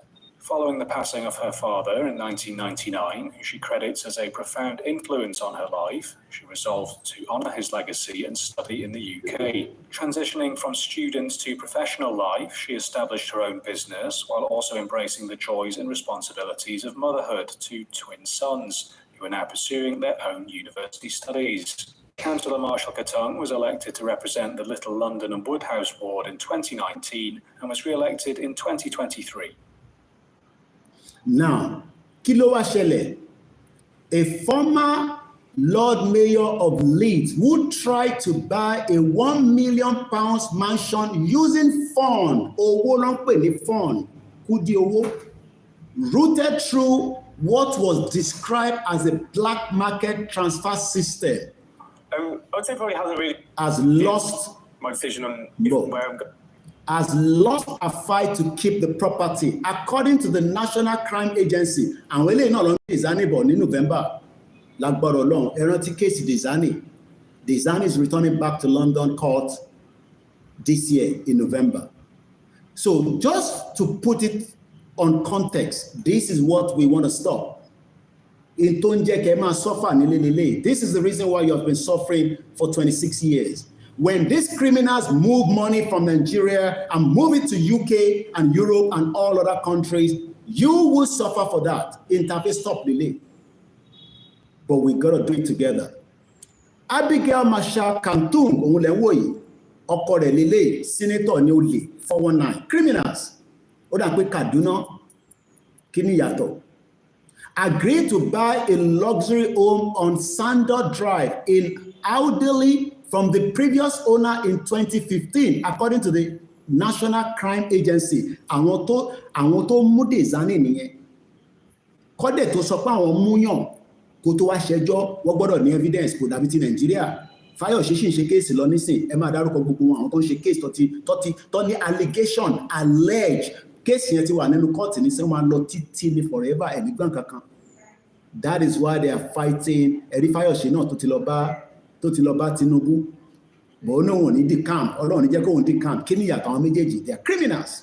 Bomb bastard. Ó lè ní gbogbo wọn àti Tinubu àti Fáyọ̀ṣe. They are bomb bastard. Àwọn tá a máa padà ṣe kinní yẹn fún náà nìyẹn. Ẹ jẹ́ kí bàbá kó máa move rally yìí in accordance to where we are heading to. Lóòótọ́ ju ti kán gbogbo wa, kò sí doubt about it. Ṣáṣọ fún ẹlòmíràn máa ń wáṣọ funfun tó o bá fẹ́ wáṣọ funfun gbáṣọ ògùn wọ̀. Èmi ti sọ fún ẹ, mo sọ níjọ́ tí bàbá sọ̀rọ̀ gangan, mo ní má gbàgbé kó ṣì mú àdá ẹ̀ dání. Tí bàbá bá ní máa ń mú bọ̀ dání, èmi ní ṣàṣì mú àdá dání torí pé ó ṣeé ṣe kó ní ìdẹ̀. There's no doubt about it. But ẹ jẹ́ ká listen to further instruction on where we are still heading to. Torí kò ń ṣejọ́ kan. Abigail paid £400,000 in 2015 as a deposit of the contracted £1 million tag to a businessman who later suspected of money laundering. Ó san £400,000. Calculate ibi tí £400,000 yẹn tó jẹ́ ní owó Nàìjíríà ní 2015. Kò wá bèrè pé kí ló yẹ kó fi owó yẹn ṣe. Ó náà kọ̀ wọ́n gba lóònù ni. Níbo kí lọ́kọ̀ yẹn ṣe tó fi ń gba lóònù? Criminal actors. These are what the politicians have done for you. Mo kàn mú ilé wa so that kó ṣe lè wà charge up. Mo sọ fún ẹ pé every time you come on this platform, this is where you will get international news. Mo ti sọ méjì. Mo ti sọ nípa India. Mo dẹ̀ ti sọ nípa ilé. Ẹni tí Ọlọ́run ò bá pa kò sẹ́dá kan tó lè pa. Wọ́n gbìyànjú wọ́n fẹ́ pa Ìgbòho ní 2021. But the gods of Yorubaland did not give them the room. Ó stop it. So Ọlọ́run yẹn ò tí fi wá sílẹ̀, ó sì ń bẹ lẹ́yìn gbogbo ọmọ Yorùbá. And we will definitely get to where we are heading to. Lágbára àwọn tó láyé tó lọ́run kò dẹ̀ ní sú wa. Let me quickly pick this call so that we can then move forward because a ṣì ní àwọn nǹkan tí a fi bára wa sọ. Ọmọ Yorùbá, iṣẹ́ tẹ̀síwájú ni. Iṣẹ́ tó dẹ̀ ń tẹ̀síwájú, Ọlọ́run á jẹ́ kí ó túbọ̀ tẹ̀síwájú ju bí a ṣe ń fẹ́ lọ. Dezani will return back in November 2025. And God's willing, subject to the Yoruba Nation movement, bá máa fi dé, bóyá máa wà ní London láti lọ cover, or bóyá, because rally tá ń ṣe lọ́wọ́lọ́wọ́ tó bẹ̀rẹ̀ ní on the 12th, we do not know how long it will take and what it will entail. Tàbá ní ó ṣe máa lọ báyìí, tó bá dẹ̀ padà lọ bẹ́ẹ̀, we must prepare, and that is why giving up now, fẹ̀yìntì ẹ̀ sọ pé I have to give up.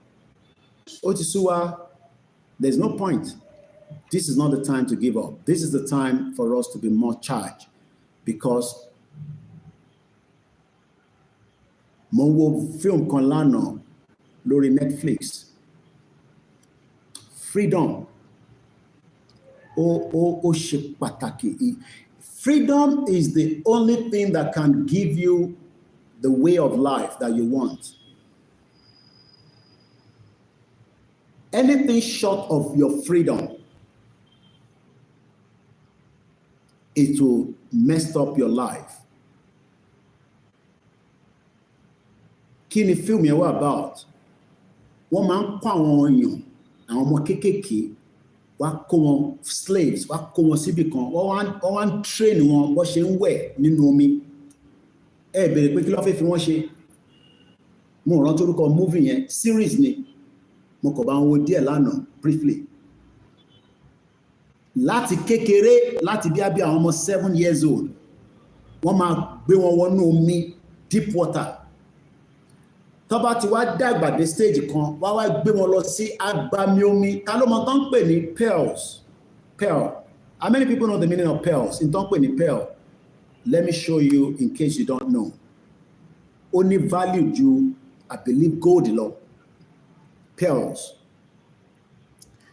àwọn tó ti wo fíìmù yẹn wọ́n mọ̀ tí mò ń sọ̀rọ̀ lé lórí PEL pearls.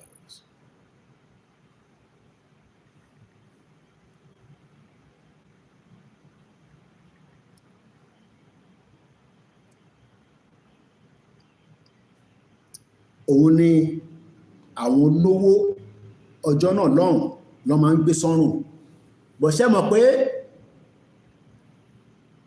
láti rí kíní wọ́n máa lọ sí abẹ́ omi láti lọ retrieve pearls yẹn so àwọn tó ń trade àwọn ẹrú lọ ń gbé wọnú abẹ́ omi yẹn tó lọ ń ṣiṣẹ́ wá fún àwọn ibi Chinese film ni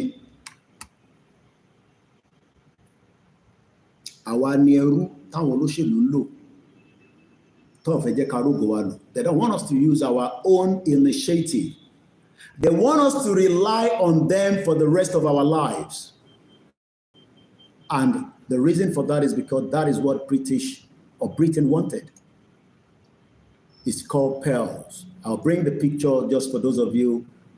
Mokibugwe Iyawa, Tendarapo, Lotu Losi. Nígbà tó dé stage kan, mo kàn fẹ́ fún wa ní just quickly summarizing up to where ibi tí mo wò dé. Ọmọ tó wọnú omi tó lọ mú that jewelry tá ń sọ ìwá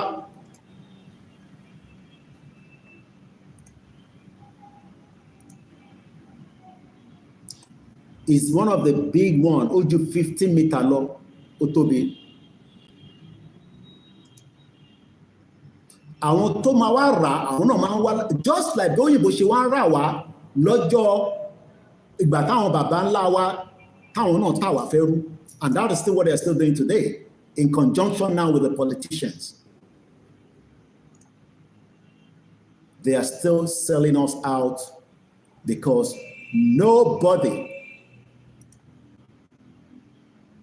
would have a better life if we insist to return back again for 2027 election. You will not get a better life. Your life will still be miserable.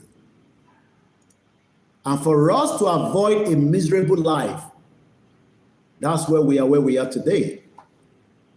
And we are not doing anything contradictory to international law. And forget about gbogbo, bẹ́ẹ̀ ti ṣe sọ̀rọ̀, bí a bí ṣe sọ, báwọn kan ṣe ń sọ. No. Everything we are doing is still within the international law. But diplomacy is unlikely to give us Yoruba nation.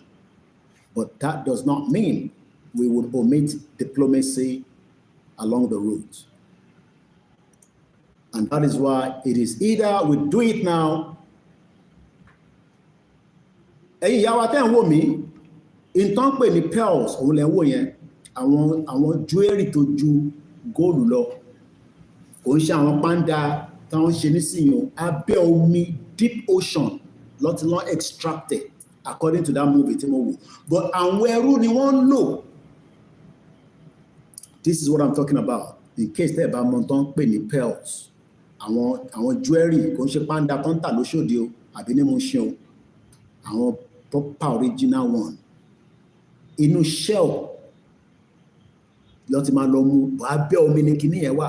So ọmọ tó wá ń lọ sábẹ́ omi yìí pẹ̀lú àwọn tí wọ́n jọ ń lọ àwọn mẹ́rin àwọn mẹ́ta àwọn ọkùnrin méjì òun jẹ́ ọmọbìnrin kan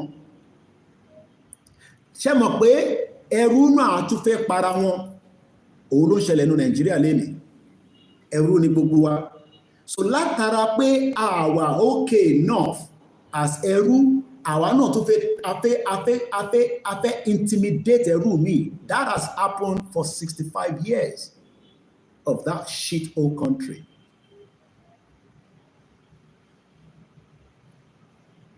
How do we know? We can start giving all kind of examples. Family money, kò family tó wá láti abroad nìkan ló ń pa, family ń para wọn for different reasons that you start questioning and asking why.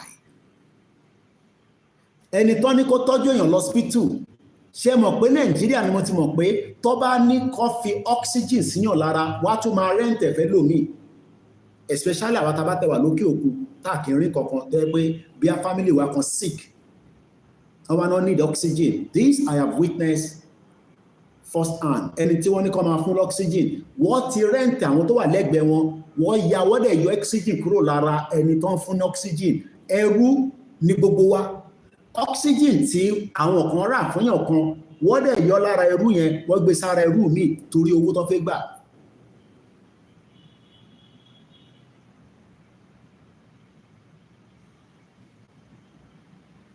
This also played out in this movie. When the three of them were under the deep ocean, ọmọ tó ń rí pearls yìí tó jẹ́ òǹgangan lórí, àwọn ẹrú méjì tọ́jọ́ wà lábẹ́ omi, àwọn fẹ́ gbà lọ́wọ́ ẹ̀. So wọ́n pin ẹ̀ mọ́ná abẹ́ omi yẹn. Eventually, she succeeded. And nígbà tó jáde,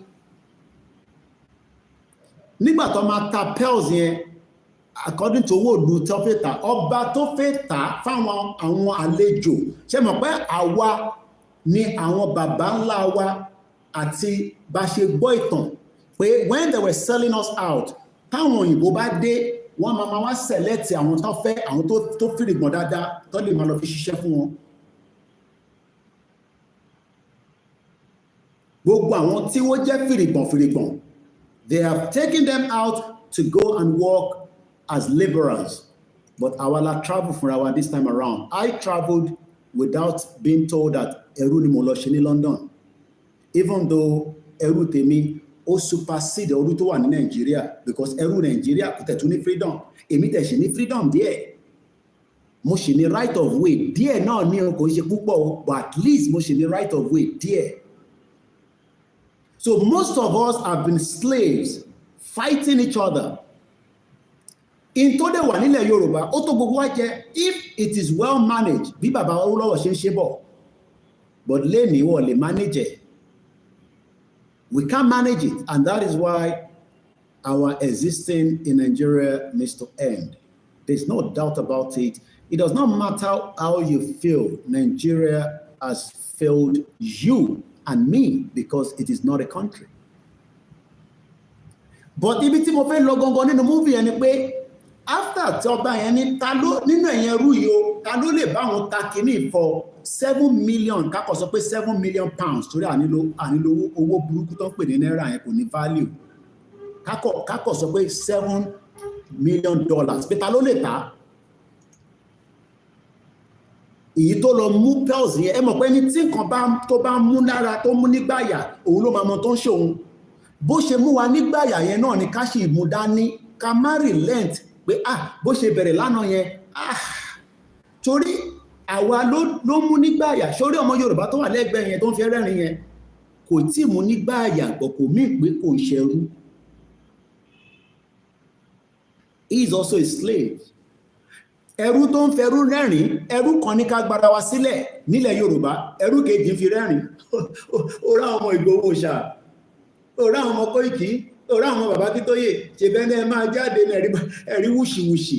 Àwa náà tún wá accepted, knowing fully well pé eléyìí máa wà nígbàyà is still the beginning. Kí la ṣe wá ń sọ pé bàbá Akíntóyè àti Ìgbòho ní ojú ló ń kọ́ ìbòjì tí mò ń rí wàláhì, bó ṣe kó bá òun kọ́ lọ fi shade kọ́ fi bò ó, tóòrùn bá dé òun á sọ fún ẹ pé òun ni bàbá gbogbo yín, kò dẹ̀ sẹ́ni tó lè wò ó. ojú ló ń kọ́ ìbòjì kò ló máa débẹ̀. Mo kí gbogbo ẹni tẹ́ ń wò wá, ẹ bá mi share program mo bẹ̀ torí Ọlọ́run. Ojú ló ń kọ́ ìbòjì, òrùn yẹn máa débẹ̀. Ibi tó òrùn yẹn fẹ́ gbà wọlé ní ọ̀pọ̀lọpọ̀ fẹ́ tètè mọ̀. Battle yóò kì í ṣe tiwa, but physically àwa la máa wà present ta fi máa sọ pé àwa la ní.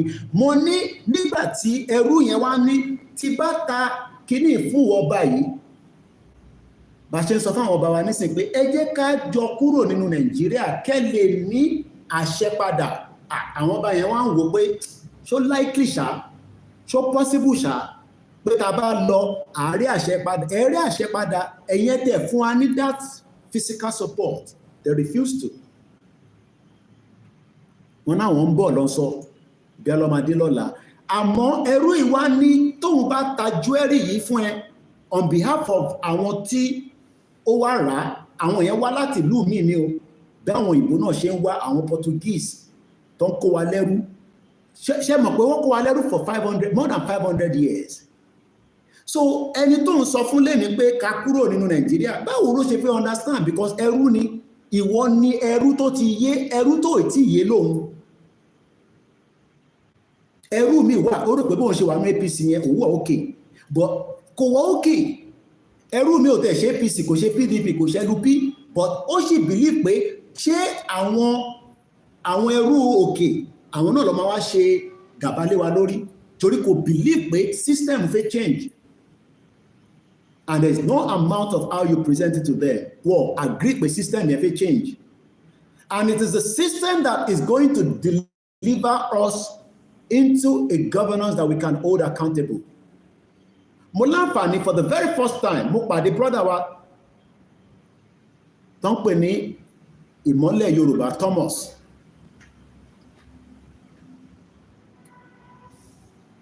Ọ̀tọ̀ ni kéèyàn réyàn lórí screen. Ọ̀tọ̀ ni kéèyàn réyàn physically. I had the privilege, gbogbo ilẹ̀ tí rí fídíò tí mo ṣe pẹ̀lú ẹ̀. Ṣé mọ̀ pé in tó ń ṣe yẹn kò ń ṣàìsàn? Where is the government? This government has not even catered for our tower able. Báwo ló ṣe fẹ́ cater fáwọn tó wà able? Let me give you an example. How many times have I done videos in London tí máa sọ fún yín pé walking stick tó ń lò yẹn tó bá débi tó ti fẹ́ cross títì, signal tó wà lára igi yẹn máa sọ fún pé ó ti dẹ́gbẹ̀ẹ́ títì, ṣe sùúrù díẹ̀. Iná tó máa tàn lára kinní yẹn, sensor máa sọ fún pé iná yẹn ti change sí green, ó yá cross, láì lẹ́nì kankan tó máa support ẹ̀. Níjọ́ wo làwa fẹ́ dé stage yẹn nílẹ̀ Yorùbá pé ta bá ń lọ lórí títì, ẹni tó ní eyesight problem kékeré, kò ṣe pé kò ríran bọ̀ ó kàn ní díẹ̀, ó lè dárìn fún rẹ̀. Ṣé mọ̀ pé mo sọ pé mo ṣì ń bọ̀ lọ́dọ̀ kí ni demand ẹni tó fẹ́ ta jewelry yìí? Kí làwọn ń tà mí sìn? Àtàkọ́kàn freedom wa la ní kawara, but wọ́n kí n tó bá yẹ pé a lè fowó rà ni, a ti fowó rà ti pẹ́. Àwọn kan ní ẹ lọ lọ́bì, ẹ lọ gbé machinery wá, ẹ lọ bá Putin, ẹ lọ bá diplomacy kankan. Àwọn ọmọ Yorùbá náà la máa gbára wa sílẹ̀. Bàbá Akíntóyè ti sọ tán, kò sí àní-àní kankan níbẹ̀. Lóòótọ́ bó ṣe present pé ká jáde, kò ṣe the end of it. It's still the beginning, kò ń ṣe the end of it. Àwa bóhùn àtàbá lọ gba Russia wa tó bá compromise wọn kan. Ṣé ẹ mọ̀ fáwọn ajagun talẹ̀ náà tàbá gbà wọn tó bá compromise wọn kan? But ṣé ọ̀rọ̀ yẹn lè dùn àwa bí àwọn òkè tàbá lówó ta lọ gba àwọn machinery kó da ẹwà bá wa jà a nídìí? Ṣé wọ́n lè bá wa jà tó máa dùn mọ́ wá nú bí èmi àti ẹ tó ń dùn lára tó yẹ pé àwa la mọ̀ bílẹ̀ wa ṣe rí? Àwa làwa mọ̀ important of ilẹ̀ wa, àwa la mọ̀ influence ẹ̀ fún wa, torí pé àwọn kò fẹ́ gbowó ni, service làwọn fẹ́ wá ṣe, wọ́n fẹ́ render service ni, wọ́n dẹ̀ tún lè compromise wa.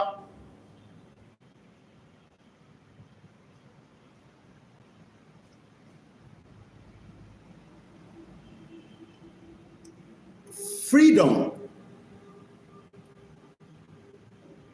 ni ẹrú yẹn béèrè fún. Ó ní tóun bá ta jewelry fún wọn báyìí, if I sell this jewelry, fíìmù yẹn wà lórí Netflix, mo kàn rántí Let me see if I can go to the Netflix.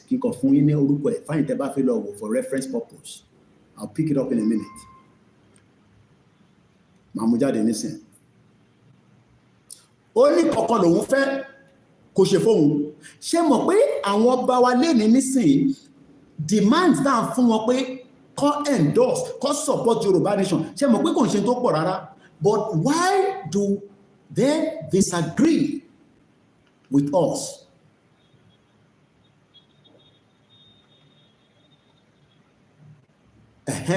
Orúkọ fíìmù yẹn ló ń pè ní The Pale Girl. Màá lọ mú àwòrán ẹ̀ wá, a ní lè play fún wa because of the copyright. Pale Girl lórúkọ movie yẹn.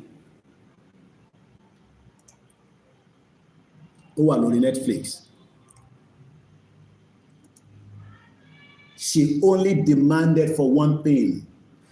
Kí ni nǹkan tó demand fún? Òní mo fẹ́ jẹ́ káwa náà mọ̀ pé ìkọ̀kan là ń demand fún pé kí bàbá Akíntóyè fún wa, but àwa la máa lọ ṣe. Torí bàbá Akíntóyè ti ṣe tí a fi bẹ̀rẹ̀, a dẹ̀ gbọ́dọ̀ ràn lọ́wọ́ tá máa fi parí ẹ̀ pẹ̀lú gbogbo àwọn bàbá wa tó kù. Mo fẹ́ gbé the actual àti rí what the pearls looks like. Now let me give you this particular picture of the movie. It's called The Story of the Pale Girl. It's a true life movie. Just like in tó ń ṣẹlẹ̀ Yorùbá lẹ́ni náà, true life ni. Because how can we have existed for 14,000 years plus and where we are today, and some Yoruba people still disagree that we go out film yẹn lẹ́wọ̀n yẹn ẹ̀ tẹ́wà lórí Facebook and YouTube. The Story of the Pale Girl. If you have a Netflix, just go and watch it. But one thing that she asked for, òun ni pé tí bá ta kíní on your behalf, tí mo ta ní value of £7 million, ṣé màá gba freedom mi? Ọba yẹn ní yes. Bó ṣe mọ̀ pé ó padà ta kíní ẹ̀ ní £7 million. Ọba yẹn tó fẹ́ fún ní freedom yẹn. So if you think that Tinubu, even if he comes out today and say, ẹ fún mi ní second chance, tá bá ti dé the second tenure, ṣẹ́rí restructure, òun kọ́ la máa fún yín, a máa fún yín Yorùbá nation. Ẹni gbogbo ẹnu mo fi sọ òpùrọ́ ní Tinubu. Kódà kò lè fògùn ẹ̀búra, irọ́ ló ń pa fún yín. You can never trust any of the politicians because even if they give you that offer, mo ń bá àwa tí a ní làákàyè sọ̀rọ̀, mo dẹ̀ believe gbogbo wa lọ́nà fún ní ọgbọ́n. Bẹ́ẹ̀ni ṣe ń sọ Yorùbá mi ò dán mọ́rán, but I believe that you understand me clearly that using this as a reference point is just to say to you that this girl demanded that I will sell this for you. Omukini Adanibai, tell you, I will sell it for you, but I want something in return. Obayeni, what do you want in return? Only I want my freedom. Iti mo ṣe fún ẹ, tí mo fi wọnú omi, ó ti tó. Ṣé kò tí tó ní wàhálà àti ìdààmú tí Lugard ṣe fún ìran Yorùbá on behalf of Britain? I believe it's more than enough. I mean, let's be honest. We have given Britain enough time for 110 years of this fake country. But Britain still says, let's keep it for 2075, that Nigeria will be the country that will be the 5th largest Africa country, or the 5th largest country, the 5th largest economy in the world. Ṣé rí pé Britain mọ̀ pé wọ́n fìyẹn fi gbé wa ní mugun pé ẹ mọ̀ pé lómi nísìn tó bá farabalẹ̀ calculate after 50 years, be rest assured they will come back and still tell you you will still remain in this amalgamation. This amalgamation must come to an end, and it can only come to an end as we are now day 2 of the most important thing that we have all waited for, the Yoruba Nation mega rally that will lead us out. Ṣé bàbá wa ní tabana ṣe rally? Has he come out to say that kò ní lead wa jáde? I don't think Baba have said so. I don't think Professor Aakintoye and Igboho have ever come out to say rally tá máa ṣe yìí o, òun ló máa fún Tinubu ní chance pé kó fi wọlé ní 2027. What we have been told and what we have heard is that this rally should lead us into our country because our demand is either met or not. Ṣé kò urgent? Kọ̀mọ̀ broadcast ni kí lè dìde mo ṣe ń bẹ̀rẹ̀. Ṣé fi bá mi sọ̀rọ̀ mo lè okay. All right. Like I said, it might be known because it's a day that calls are coming in and we need to still take those calls because there might be some things that I need to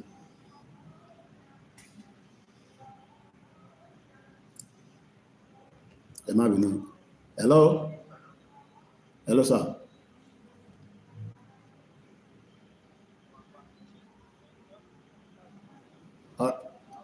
Okay, all right. More program by listen. More program by. All right. All right. More program. All right. So we are on the right track. Somebody's just saying that. See, for example, Lagos State. Many comments, it might be known that I've not been able to catch up because of the discussion about day 2 of our rally. But I still have to give you current situation of why ìdí pàtàkì tí olóṣèlú máa ní gba £7 million but wọ́n ní fún ẹni freedom ẹ̀. They will not give you that freedom. Bàbá wa Olúkọ̀yà ní, see Lagos for example, they have sell Lagos ọ̀dájú ní gbogbo olóṣèlú and they will keep selling. And we, the indigenous people, might not gain anything if we remain in Nigeria a little bit more longer than how it is right now. We need to get out now. We need to get out together. We can do it. It is possible. It is doable. It has been done before. Nigeria will not be the first country that will break or have a kind of a dissolution. And Nigeria will not be the last country that would also break up. And there's no need for you to be scared, worried, or concerned. We need to all believe that we are now at the end of Nigeria. And it is going to happen in our lifetime.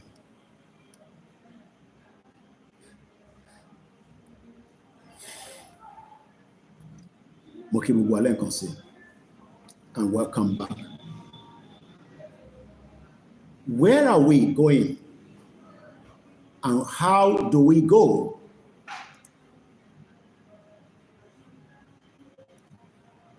How we're going to go is still wrapped under by Baba Aakintoye.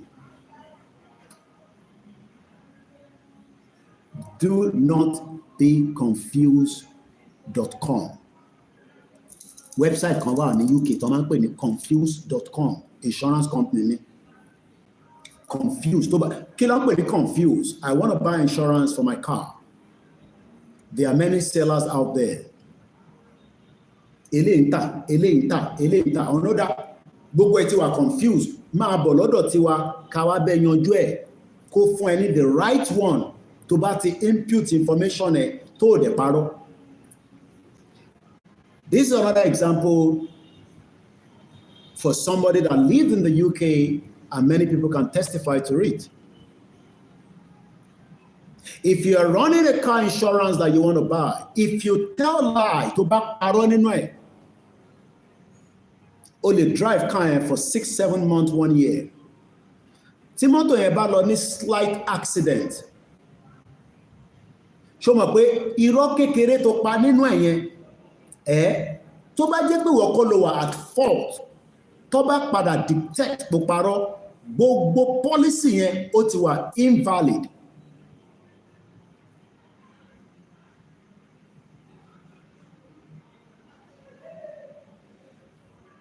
All the policy becomes invalid.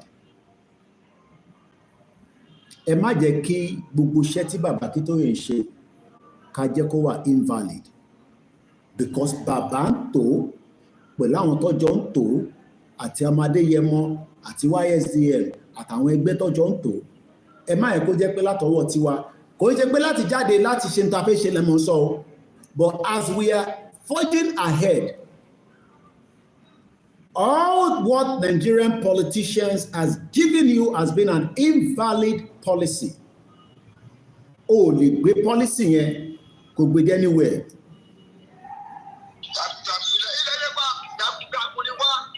Mo wà lọ́dún.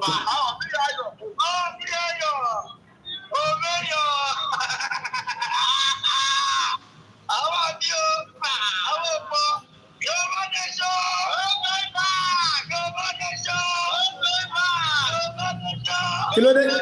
Gbé fún ọmọ ẹ, gbé fún Sodiq.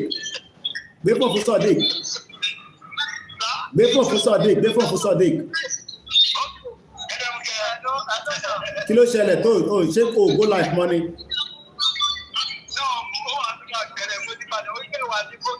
Kò mátà, disturb mi. Ṣé kò jẹ́ kó connect nígbà tí wọ́n life? Mo gbọ́ o. Mo ní ṣé kò jẹ́ kó go life ni wà tèmi wà on ni. All right. Ẹ jẹ́ fi sílẹ̀.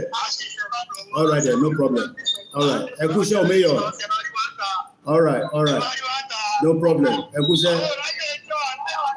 Mo jẹ́rìí. All right. The boys are charged up, the girls are charged up. Olóṣèlú ọmọ tó fi jáde fáwọn. But all I can say right now is that as at yesterday, after we have been out on the street, whether in front of your house, around tó jáde sí kódà níwọ̀n bá kékeré àdúgbò wọn, there is no more negotiation between us and the politicians.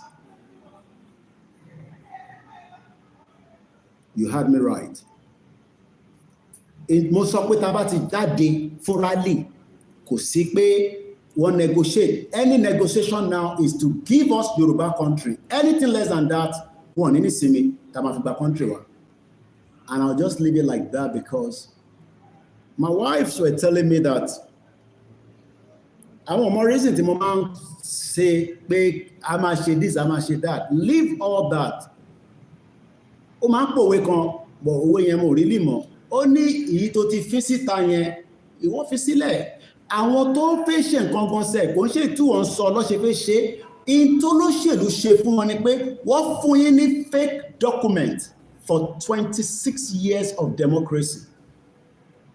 Tó bá gbé fake policy dání, gbóra insurance, ó wá sọ fún insurance pé bóyá orúkọ ẹ lásán ló kọ̀ miss alphabet tó tètè correct ẹ̀, bóyá o change date of birth ẹ, bóyá ọkọ̀ parọ́ pé o l'accident ó rẹ̀ ti l'accident.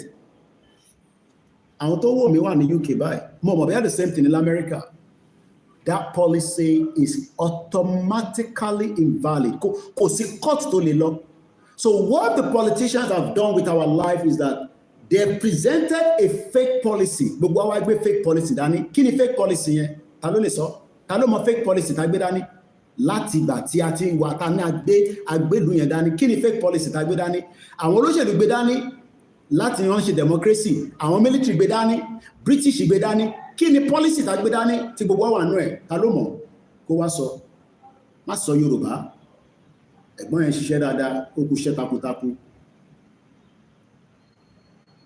Bàbá mi báńkì ní 100% what you are saying, but ta ló mọ̀ policy tí wọ́n gbélé wa lọ́wọ́ tí gbogbo wa gbé dání tá ń gbé gẹ́gẹ́ bí ọmọ kékeré má jẹ́ kó jábọ́ ẹmọ kó tí a bá gbọ́ ọmọ kókó dání èmi àyà mi máa ń já máa ní ọkọ bí àwọn ọmọ mi láti gbé wọn dání because wọ́n máa gbà wọ́n máa lọ jábọ́ ọmọ ẹ lọ́wọ́ but àwọn ìyá yẹn wọ́n gbé dání báyìí wọ́n tún máa feed ẹ máa wonder pé how do they do it but ọkùnrin mi máa ọmọ kékeré bá èmi I don't ta ló mọ document tá gbé dání mo ti rí àwọn tó ti answer mo fẹ́ wo bí àwọn tó kù náà máa bá mi dá sí is an interactive. Ta ló mọ policy tá gbé dání tán ní tó bá ti gbé policy dání bẹ́ẹ̀ ni bàbá wa ní ìtànjẹ ẹ̀wọ̀n kí mi ò gbọ́ Yorùbá dáadáa bọ̀ bẹ́ ṣe kọ́ yẹn ó yé mi wọ́n ní ìtànjẹ ẹ ṣé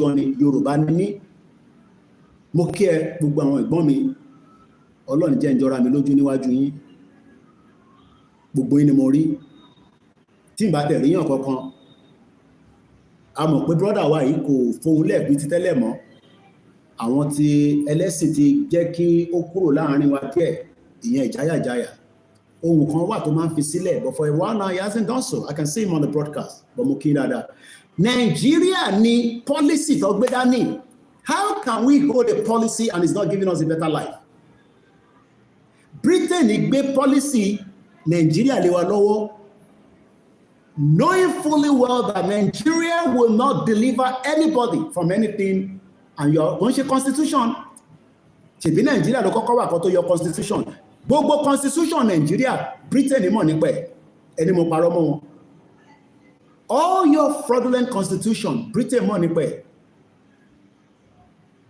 gbogbo policy tá gbé dání lẹ́ni mo kí gbogbo ẹ̀yin grandma Esther Wetuga gbogbo yín mo rí if I start mentioning names I'm a slow broadcasting down but mo fojú pa ilé kankan rẹ you are all welcome if you're a newcomer yes Nigeria is going into the final lives ẹ má wọrí nípa gbogbo kábàkàbà táwọn ọmọ Ìgbò bá ń kọ tá bá ti post nǹkan ara ń ta wọn tó bẹ́ẹ̀ wọ́n lè ṣe táwa ń ṣe wọ́n mọ̀ pàwọ́ la gbé Nàìjíríà dání ara ń tà wọ́n yẹn ni but Ìgbò tó bá ní làákàyè a máa gbàdúrà pé ìwọ̀nba àwọn Yorùbá nation tó ń lọ yìí kọ́lọ̀ fún wọn ṣe káwọn náà lè jáde láti jọ́ táwọn ti ń pariwo níbo lọ́lọ́ wọ́n lọ anywhere tí olórí ogun bá dẹ̀ ti kúrò ní ibi tí a bá ti ń ja ogun kílẹ̀ rò kó tún ṣẹlẹ̀ mo kí àwọn Ọlájírè kókà mo kí mọ́ sí mi mo kí gbogbo èèyàn wa mo ń bèèrè ní o èmi kọ́ lólórí ogun o olóyè ọmọdé yẹmọ ní olórí ogun tí olórí ogun bá ti kúrò nínú movie what do you think is going to happen that is why gbogbo wa gbọ́dọ̀ sọ pé gbogbo wa ní Ìgbòho so if you are waiting pé tá a bá rí Ìgbòho àníjáde bàbá Akíntóyè tí ní ká kọ́kọ́ jáde síwájú ilé wa wá ìtẹ́túnṣe tún ní Ìgbòho kẹ́ tó jáde síwájú ilé yín wá ìtàṣe nídìí ṣé okay so tí bàbá Akíntóyè ṣe tó ẹ̀ nísìn Ìgbòho gbọ́dọ̀ wá síwájú ilé gbogbo wa náà this is why I said we did not fail the instruction but bóyá báwa ṣe rẹ̀ pẹ́ tó ń bọ̀ this is not 2021 tó wá àtàkì wa mọ́lé if I was in that house gbogbo yín náà lẹ ti sọ I would have been dead wọ́n máa pẹ̀ mí lẹ́sẹ̀kẹsẹ̀ ni but ikú mi ò sí lọ́wọ́ Nigerian government kò dẹ̀ ní sí lọ́wọ́ Tinubu kò dẹ̀ ní sí lọ́wọ́ anybody and this is why we are saying the first task force come out and we follow when the actor is dead go to the constitution, the policy that we have been told to keep, because whether you have a Nigerian passport or you don't have a Nigerian passport, for as long as you have said that I am a Nigerian, you have owed a fake policy for the rest of your life. Many people have died in the hope that this policy, this Nigeria that we have carried to our chest, be so come by. Because jealousy. How can you buy that value of car? Ó ti yé yín kí má dárúkọ ẹ̀ and own driver nínú mọ̀tọ̀mọ́tọ̀. kò tún wá lè drive ẹ̀ kọjá inú mọ̀tọ̀mọ́tọ̀ yẹn, kò lè gbé lọ sí ìlú ẹ̀ kó dá lọ fún rẹ̀. Do you know that people can drive the best Ferrari from London to Scotland and nothing is going to happen to them? Kódà wàá mọ̀ pé wàá mọ́tò. Tó bá tún wá fẹ́ gbé kọjá bọ́dà kó tún lọ sí Germany, wọ́n ní tó bá dé Germany títí olóyè ló lè sọ torí èmi tí dé Germany rí. Bí àwọn ajá Queen àti Mọ́mísí àtàwọn tó lọ bá olóyè celebrate because wọ́n drive lọ ni. Bẹ́ẹ̀ ni ìyá yẹn drive, àwọn méjì lọ gbé mọ́tò wá. This is why we are saying that ó fẹ́ lówó nínú Nàìjíríà, okay fine, tó bá wá lówó yẹn tán kọ́ kí ló máa fi ṣe? Ọlọ́run jẹ́ lówó àti bá ti lọ Mẹ́kà máa gbàdúrà, okay Ọlọ́run wá bless olówó yẹn, kí ló máa wá fi ṣe nínú Nàìjíríà?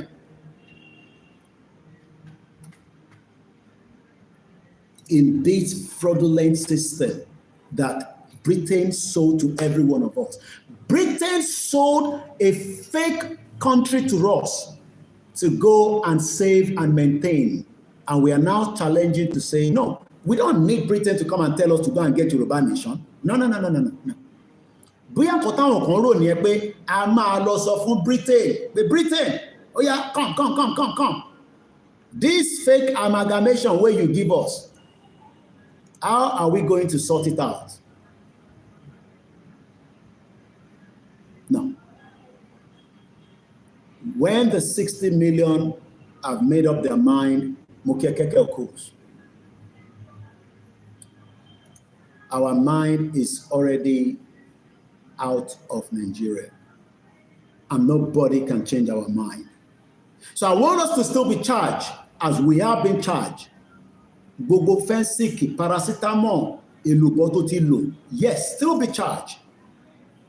Because kò ṣe one day la máa fi parí ọdún yẹn, but à ń bẹ Ọlọ́run pé kó má pẹ́ ju bó ṣe yẹ lọ.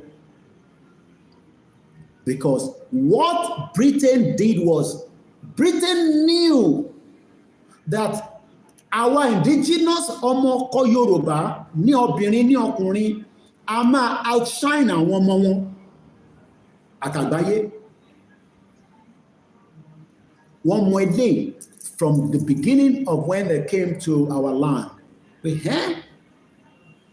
Báyìí lẹ́yìn ṣe rí ní agbègbè ibi tó ń pè níbi tó dá yìí, tó yẹ pé wẹ́dẹ̀ máa yes ó máa ń wọ́n but a máa ṣiṣẹ́ lára ẹ̀. Skin wa ó ní láti ṣe lọ sí outside corona fẹ́ lọ town tó bá jẹ́ pé ilẹ̀ wa ni gbogbo wa ń gbé. A lè wá náà fẹ́ lọ wo bó tútù ṣe rí ká lọ lóyìnbó ká dẹ̀ padà. The country died after Britain gave us a fake country to go and manage. Àwọn tó manage ẹ̀ lẹ́nìí, you think that they can give you the result? Okay, go to your bank láàárọ̀ yìí kó sọ pé as a citizen of Nigeria, I have the right. They will ask you, which of the right? Right ló ń sọ because àwọn ò ní understand right tó ń sọ. Nobody has any right because you are not the real policy holder. Let me give you another example. You are not the original policy holder. Hello, sir. Àṣẹ Dumare. Mo wà lórí ètò àṣẹ. Báwo lọ́dọ̀ yín lọ́hùn? Màá pé pípé yín. Àdúpẹ́ fọ́lọ́run. Ọ̀dà. All right. Tí bá ṣe tán màá pé yín. Ẹ má bínú, like I said, calls are coming in. Not everybody is on social media. All they're waiting for that instructions to go further. All I have come out to say is that we are still on the right track, but cherry policy of this amalgamation that Britain gave us cannot give us exactly what we want as ọmọkọ Yorùbá. Ó lè fáwọn ẹ̀yà mi o, but pé àwa ọmọ Yorùbá, ọmọ Oòduà, ọmọ kóòtù òjíire, and all these people kì í ṣe ọmọ Yorùbá yẹn, gbogbo yẹn fi sílẹ̀, bàbá Akíntóyè ti ṣàlàyé lé lórí, gbogbo wa lọmọ Yorùbá. But ẹrú tẹ́ ń sọ fún tó wà lẹ́gbẹ̀ẹ́ pé Yorùbá nation á sọ fún ẹ pé náà kò lè bọ́ sí, because ó mọ̀ pé policy yẹn tó wọ̀ pé sórí policy tá a gbé dání. Let me go to another level of giving you that example of the policy. Walata, it drives in London. Do you know that mo lè lo mọ́tò Walata pẹ̀lú document tó fi drive tí mo bá ní policy, tí mo bá jẹ́ second driver lórí mọ́tò yẹn, àfi tẹ́mi bá ní mọ́tò tèmi tó jẹ́ comprehensive tí mo lè fi wa mọ́tò tiẹ̀. So what Britain did craftily in tó ṣe fún gbogbo wa ni pé Britain knew that we will question this 1914 amalgamation at some point. Wọ́n mọ̀ pé ìjọ kan báyìí máa wáyé tí gbogbo wa máa béèrè kí ló, because Ọlọ́run tó dá ìran Yorùbá ó mọ̀ pé àwa la ní ọgbọ́n, àwa la lóye, a kì í ṣe àwọn gàmbàrí, àdẹ́ṣà àwọn ẹ̀yà tó jù, a jù wọ́n lọ lọ́jọ́ orí. Kò sí nǹkan tó lè sọ fún yín, we are far better than any one of them. Gbogbo ẹnu mo fi sọ. Ṣé máa yẹ káwọn yẹn máa intimidate yín pẹ̀lú àwọn kọ́mẹ́ǹtì jagbajagba àwọn tí wọ́n ní làákàyè. You see them especially wọ́n máa kúrò nínú ilé tí wọ́n tó wà mọ́dì, wọ́n máa wá sínú ilé tó ní glass, wọ́n wá ń jíwò kí lẹ ní bíbà. Mo rọ́mọ kan tó gbé bàbá ẹ̀, ó gbé kúrò nílùú ẹ̀ lọ́nà Imo àbí bíábì kan, Èkó ló ti wá treat ẹ̀. Kí ló dé tí wọ́n ṣe hospital sọ́dọ̀ wọn náà? Ó wà lórí YouTube. But what we are saying is that every one of us have been given a fake document. What is the document? We are Nigerians. That is one of the fake documents that we have carried for 65 years. And every one of our Yoruba politicians knows the truth and nothing but the truth. But they are not ready to give it up. Because this 1914 amalgamation, then wo níwájú mi, táwọn serve, they are worshiping it with the blood of humans. Ẹ̀jẹ̀ ènìyàn ló fi worship ẹ̀.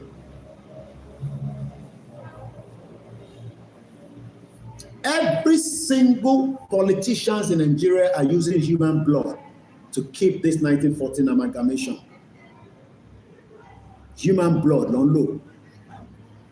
How do we then end it? So that kí àdúrà tó ń gbà kó má máa pẹ́ ju bó ṣe yẹ lọ, kò ń ṣe àdúrà tó ń pẹ́ yẹn ló ń dì bẹ́ẹ̀. There is a system that is called Nigeria that is not the policy we should own. Àwa kọ́ la ní policy yẹn. Ọlọ́run tó ní wá, tó dá wa, tó fi wá mọ̀nà, ó sọ fún wa pé lórí ilẹ̀ yìí ẹ máa jẹ, ẹ máa bí sí, ẹ máa rẹ̀ sí, ẹ máa dàgbà sí. That is why we are going to fight to take it, because nobody is going to give you that freedom to go for free. We will do everything in accordance to our exit. We are already, kò ń ṣe bá ṣe fẹ́ à ń dúró de rally, a ti wà nínú rally báyìí. A ti wà nínú that futuristic to take us out of Nigeria. And it's not going to be easy, but we will fight it to the end. Because Amamaji, àfi tá bá ti wá gbọ́ pé bàbá ti sọ pé ilẹ̀ Yorùbá ti dúró, that means there's a declaration.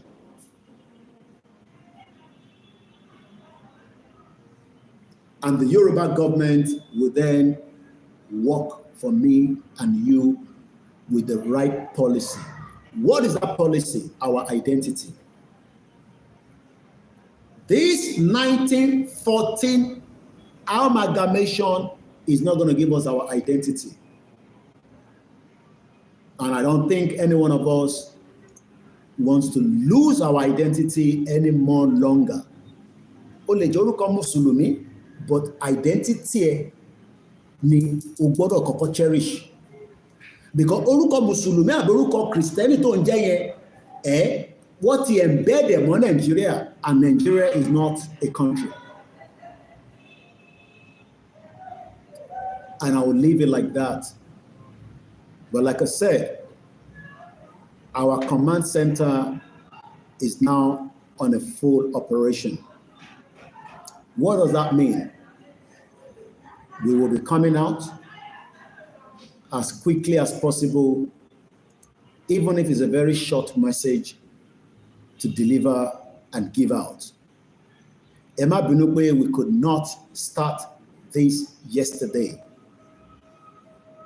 It was due to many things that was holding us back, and which was many of our complaints about how the rally have started. So let me end the broadcast because I have other things I need to attend to. But by the power and the grace of the Almighty Eledumare, we are forging ahead, and we have already done what millions of people never expected that is going to happen. Eteti, close to your groups, your state coordinators, as messages will continue to pass to them. Also, the Yoruba world media will be coming out and be telling us updates. Whether I am live or not, this is now the time to follow me, especially on Twitter. Twitter is more updated, but nevertheless, because the platform to our social media, the only reason why we are not going live on TikTok is because we could not get the 1,000 followers to kickstart a live. But it doesn't matter, I post there every day. We are now in the day 2 of this mega rally. It is not yet over because our country is not yet been declared. The day that we will celebrate and be joyous, Tinuwa Madun, Tamama Pariwo, Ọlọ́run, Àṣẹ, Àdúpẹ́, gbogbo wàhálà wa, gbogbo àìsùn wa, is when we have a Yoruba country. But for now, we must remain smart. Gbogbo nǹkan tó wà lẹ́mìí wa, I don't want to go into any, you know what I'm talking about. Òun náà ni kó ṣe wà lẹ́mìí wa. Do not switch or change it for anything. Gbogbo tó wà lẹ́mìí ẹ, bó ṣe wà lẹ́mìí ẹ yẹn náà ni kó ṣe wà níbẹ̀. Because the policy destroyed lives. The policy gave us what should never have been our own. One more put it deal. The policy about deal in London, no gbọ́dọ̀ renew it. UK is one of the most civilized countries in the world. Kí policy mọ́tò mi tó tán, because òun láti fi ń ṣàpèjúwe, ni wọ́n ti máa remind mi pé ṣé o fẹ́ renew pẹ̀lú wa àbí o fẹ́ lọ ibòmíì? Why is Britain now telling us to remain in Nigeria when they know that their citizens have the right to renew their policies? Tó bá ní policy níbi kan, ó ní right láti switch ẹ̀ kan sẹ̀ tó bá wà nínú policy ẹ̀ pé ó ṣe mọ́. We have already started the vehicle, which is the day 1 yesterday. Some of you thought it has to do with Democracy Day. We are already in day 2, and we are still forging ahead. Continue to mobilize, continue to prepare, because the worst is yet to come. Yes. Britain never wanted Ireland to go. Today, Ireland is a 5 million country, but the fought hard to get that country going today. But those that are Yorubas that are living there today and now fighting us back, I pity you for doing such, Kudarara. And that goes to all other countries where you reside. Support the YSDM and support your state. Àwọn tẹ́ mọ̀ nínú state yín tẹ́jọ wà nínú group, I plead on their behalf. They need your support now. I am not telling you to come and support me. Àwọn tó bá máa support wa, wá support wa lágbára Ọlọ́run. Àṣírí tí wọ́n ní tú. But state yín tẹ́ ti wá yẹn, ẹ support state yẹn, mo bẹ̀ yín. Kódà bó bá jẹ́ àpò gàrí lẹ lè rà fún wọn pẹ̀lú ṣúgà tẹ́pà, ẹ rà fún wọn. Pé kó máa mú, because things will start to change as Baba Akintoye will be coming, or through all the medias, He doesn't have to be coming out every day and talk to us. He can send the world media, he can send his executive. Then gbogbo ẹni tẹ́ ní kí ló dé tá ìtì gbọ́n wọn olóyè Ìgbòho. Ìgbòho will speak to us at the appropriate time. I am a spokesman. He hasn't sent me out to speak on his behalf today. When Ìgbòho wants me to come and speak to you on his behalf, then you don't doubt it as well. Because some of you has never doubted it, but some still. But as of today, the 13th of June 2025, Ìgbòho tí ní kí n wá sọ̀rọ̀ kankan on his behalf. But I can tell us that Ìgbòho is monitoring and being frequently updated on the development of what and where we are in this mega rally. That is all I can say. We are grateful to have him. I repeat, we are grateful to have him because many of his caliber are in Yorubaland. But àwọn náà kàn ní pé bí Akígbòho kàn fimú sílẹ̀ díẹ̀ káwọn tẹ̀lé lẹ́yìn. Ọlọ́run wà pẹ̀lú gbogbo yín pátá, gbogbo ẹ̀yin tí Ọlọ́run fún ní ìtẹ́jogún lọ́wọ́ bàbá ńlá yín. Ẹ wá jẹ́ ká lò dáadáa. Nígbà tí àsìkò bá tún máa change. Atẹ́gùn tó ń fẹ́ tó bá go into storm nígbà míì ò ní láìkẹ̀. Àwọn tó ń gbé l'Amẹ́ríkà ló lè ròyìn fún ẹ. Ilẹ̀ Yorùbá ò kí ń rí gbogbo nǹkan bẹ́ẹ̀. Ìjì oríṣiríṣi àwọn ò kí ń rí. But we need to end the policy that we have used for 110 years. My name is Olami Koiki, and I remain your last man, the loyal to Yoruba people. Àwọn tó bá fẹ́ dàrú lẹ́yìn, Ọlọ́run ni fún wọn ṣe. Kò ṣe pé wọ́n sí, I know, but Ọlọ́run ni fún wọn ṣe. But as long as I am still in this movement, tí mo tí kú, ìrìnàjò yìí máa débi tó ń lọ, lágbára Ọlọ́run. Be rest assured, I am still in Africa. It is a bit painful that my children will not see me for some time. But at some point, their future will be bright. I have lived in UK for 27 good years, and I did not lack anything. Kódà 15 years tí mo fi níwèé, kódà mo mọ̀ pé mo níwèé.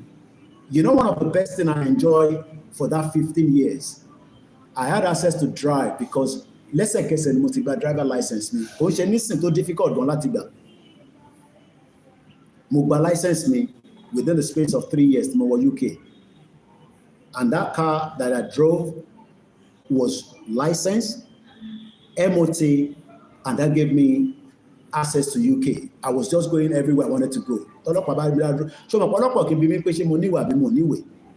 That was one of the freedom I enjoyed. Ìwọ ní mọ́tò nílé nísìn, kódà kabúkabú ló ń ṣe, ọlọ́pàá ń dẹ dúró torí kò value ẹ̀ because the policy is wrong. Ẹ má ní kí n dárúkọ gbogbo yín.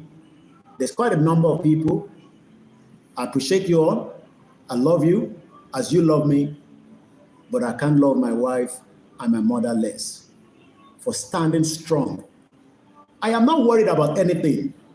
Never have I been worried in this movement, and it still remains like that. Àti délẹ̀ lérí, ó kù díẹ̀ ni. Wọ́n fẹ́ mọ̀ dí abájọ ni. Wọ́n fẹ́ mọ̀ dí abájọ ni. Àìmọ̀ dí abájọ ló ń bí politician nínú, ló ń bí Tinubu nínú. Wọ́n fẹ́ mọ̀ dí a. Ẹ sọ fún pé gbogbo tó ní kó lò ó. Àwa sọ fún pé a ní Ọlọ́run lókè, àdè láwọn ọmọ Yorùbá. No retreat, no surrender. And on that note, I will leave it like that. I might be back again, but if I am not, and you don't see me for a few days, my team will be coming out frequently and be giving us updates. And we will continue to share our message of peace because we want it peacefully, but we will drag it if it does not be peaceful. It could be M1, and that will lead us out of Nigeria. Stay strong, stay focused. Don't lose the plot. Ẹ má bínú débi pé ẹ má sọ̀rọ̀ sí Bàbá Akintoye àti Olóyè Igboho àtàwọn tó jẹ́ leaders wa. No matter what, they are working around the clock, and that's all I can tell you. I am behind the scene. The scene is good, it's green. Kò sí nǹkan tó ṣe, kò sí stain kankan nínú ẹ̀. Yes, kò sí nǹkan tá a fi ṣe láyé tá a ní ní mò àwọn ọ̀dàlẹ̀, but Ọlọ́run á pa wọ́n lẹ́nu mọ́. Ìtọ́ Ọlọ́run bá dẹ̀ pa lẹ́nu mọ́, ẹ sọ fún Ọlọ́run pé kó mú kúrò lórí ilẹ̀ ayé, kó máa lọ, kó má fi tiẹ̀ dá wa dúró. Mo kí gbogbo alẹ́ nǹkan sí o. Ẹ má bínú pé mo ní lè dárúkọ gbogbo yín. I gotta go now because I have other things I need to work on. Koiki Media, bringing the world closer to your doorstep. Ẹ má gbàgbé, your support to our ilé-iṣẹ́ is still needed. All the contribution is voluntary and we're grateful. God bless Yorubaland. God bless Baba Akintoye. God bless Igboho. God bless all our mothers. God bless every single one of us. The fight is to get Yoruba nation and it to come true. Inshallah. Lórúkọ Jésù. Láṣẹ Èdùmàrè. Bye for now.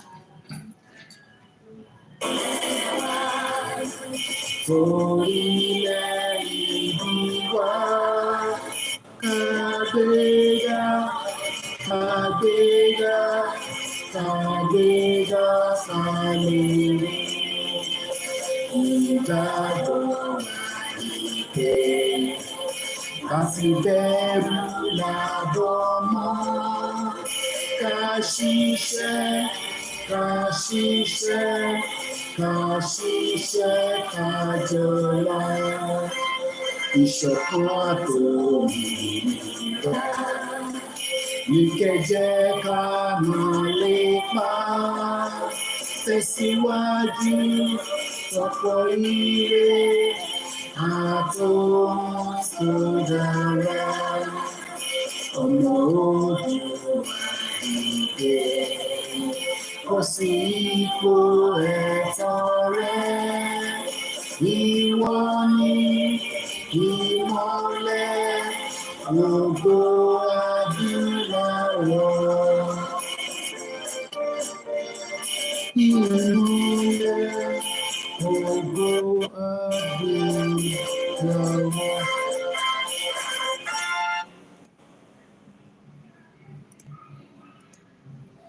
Bye for now.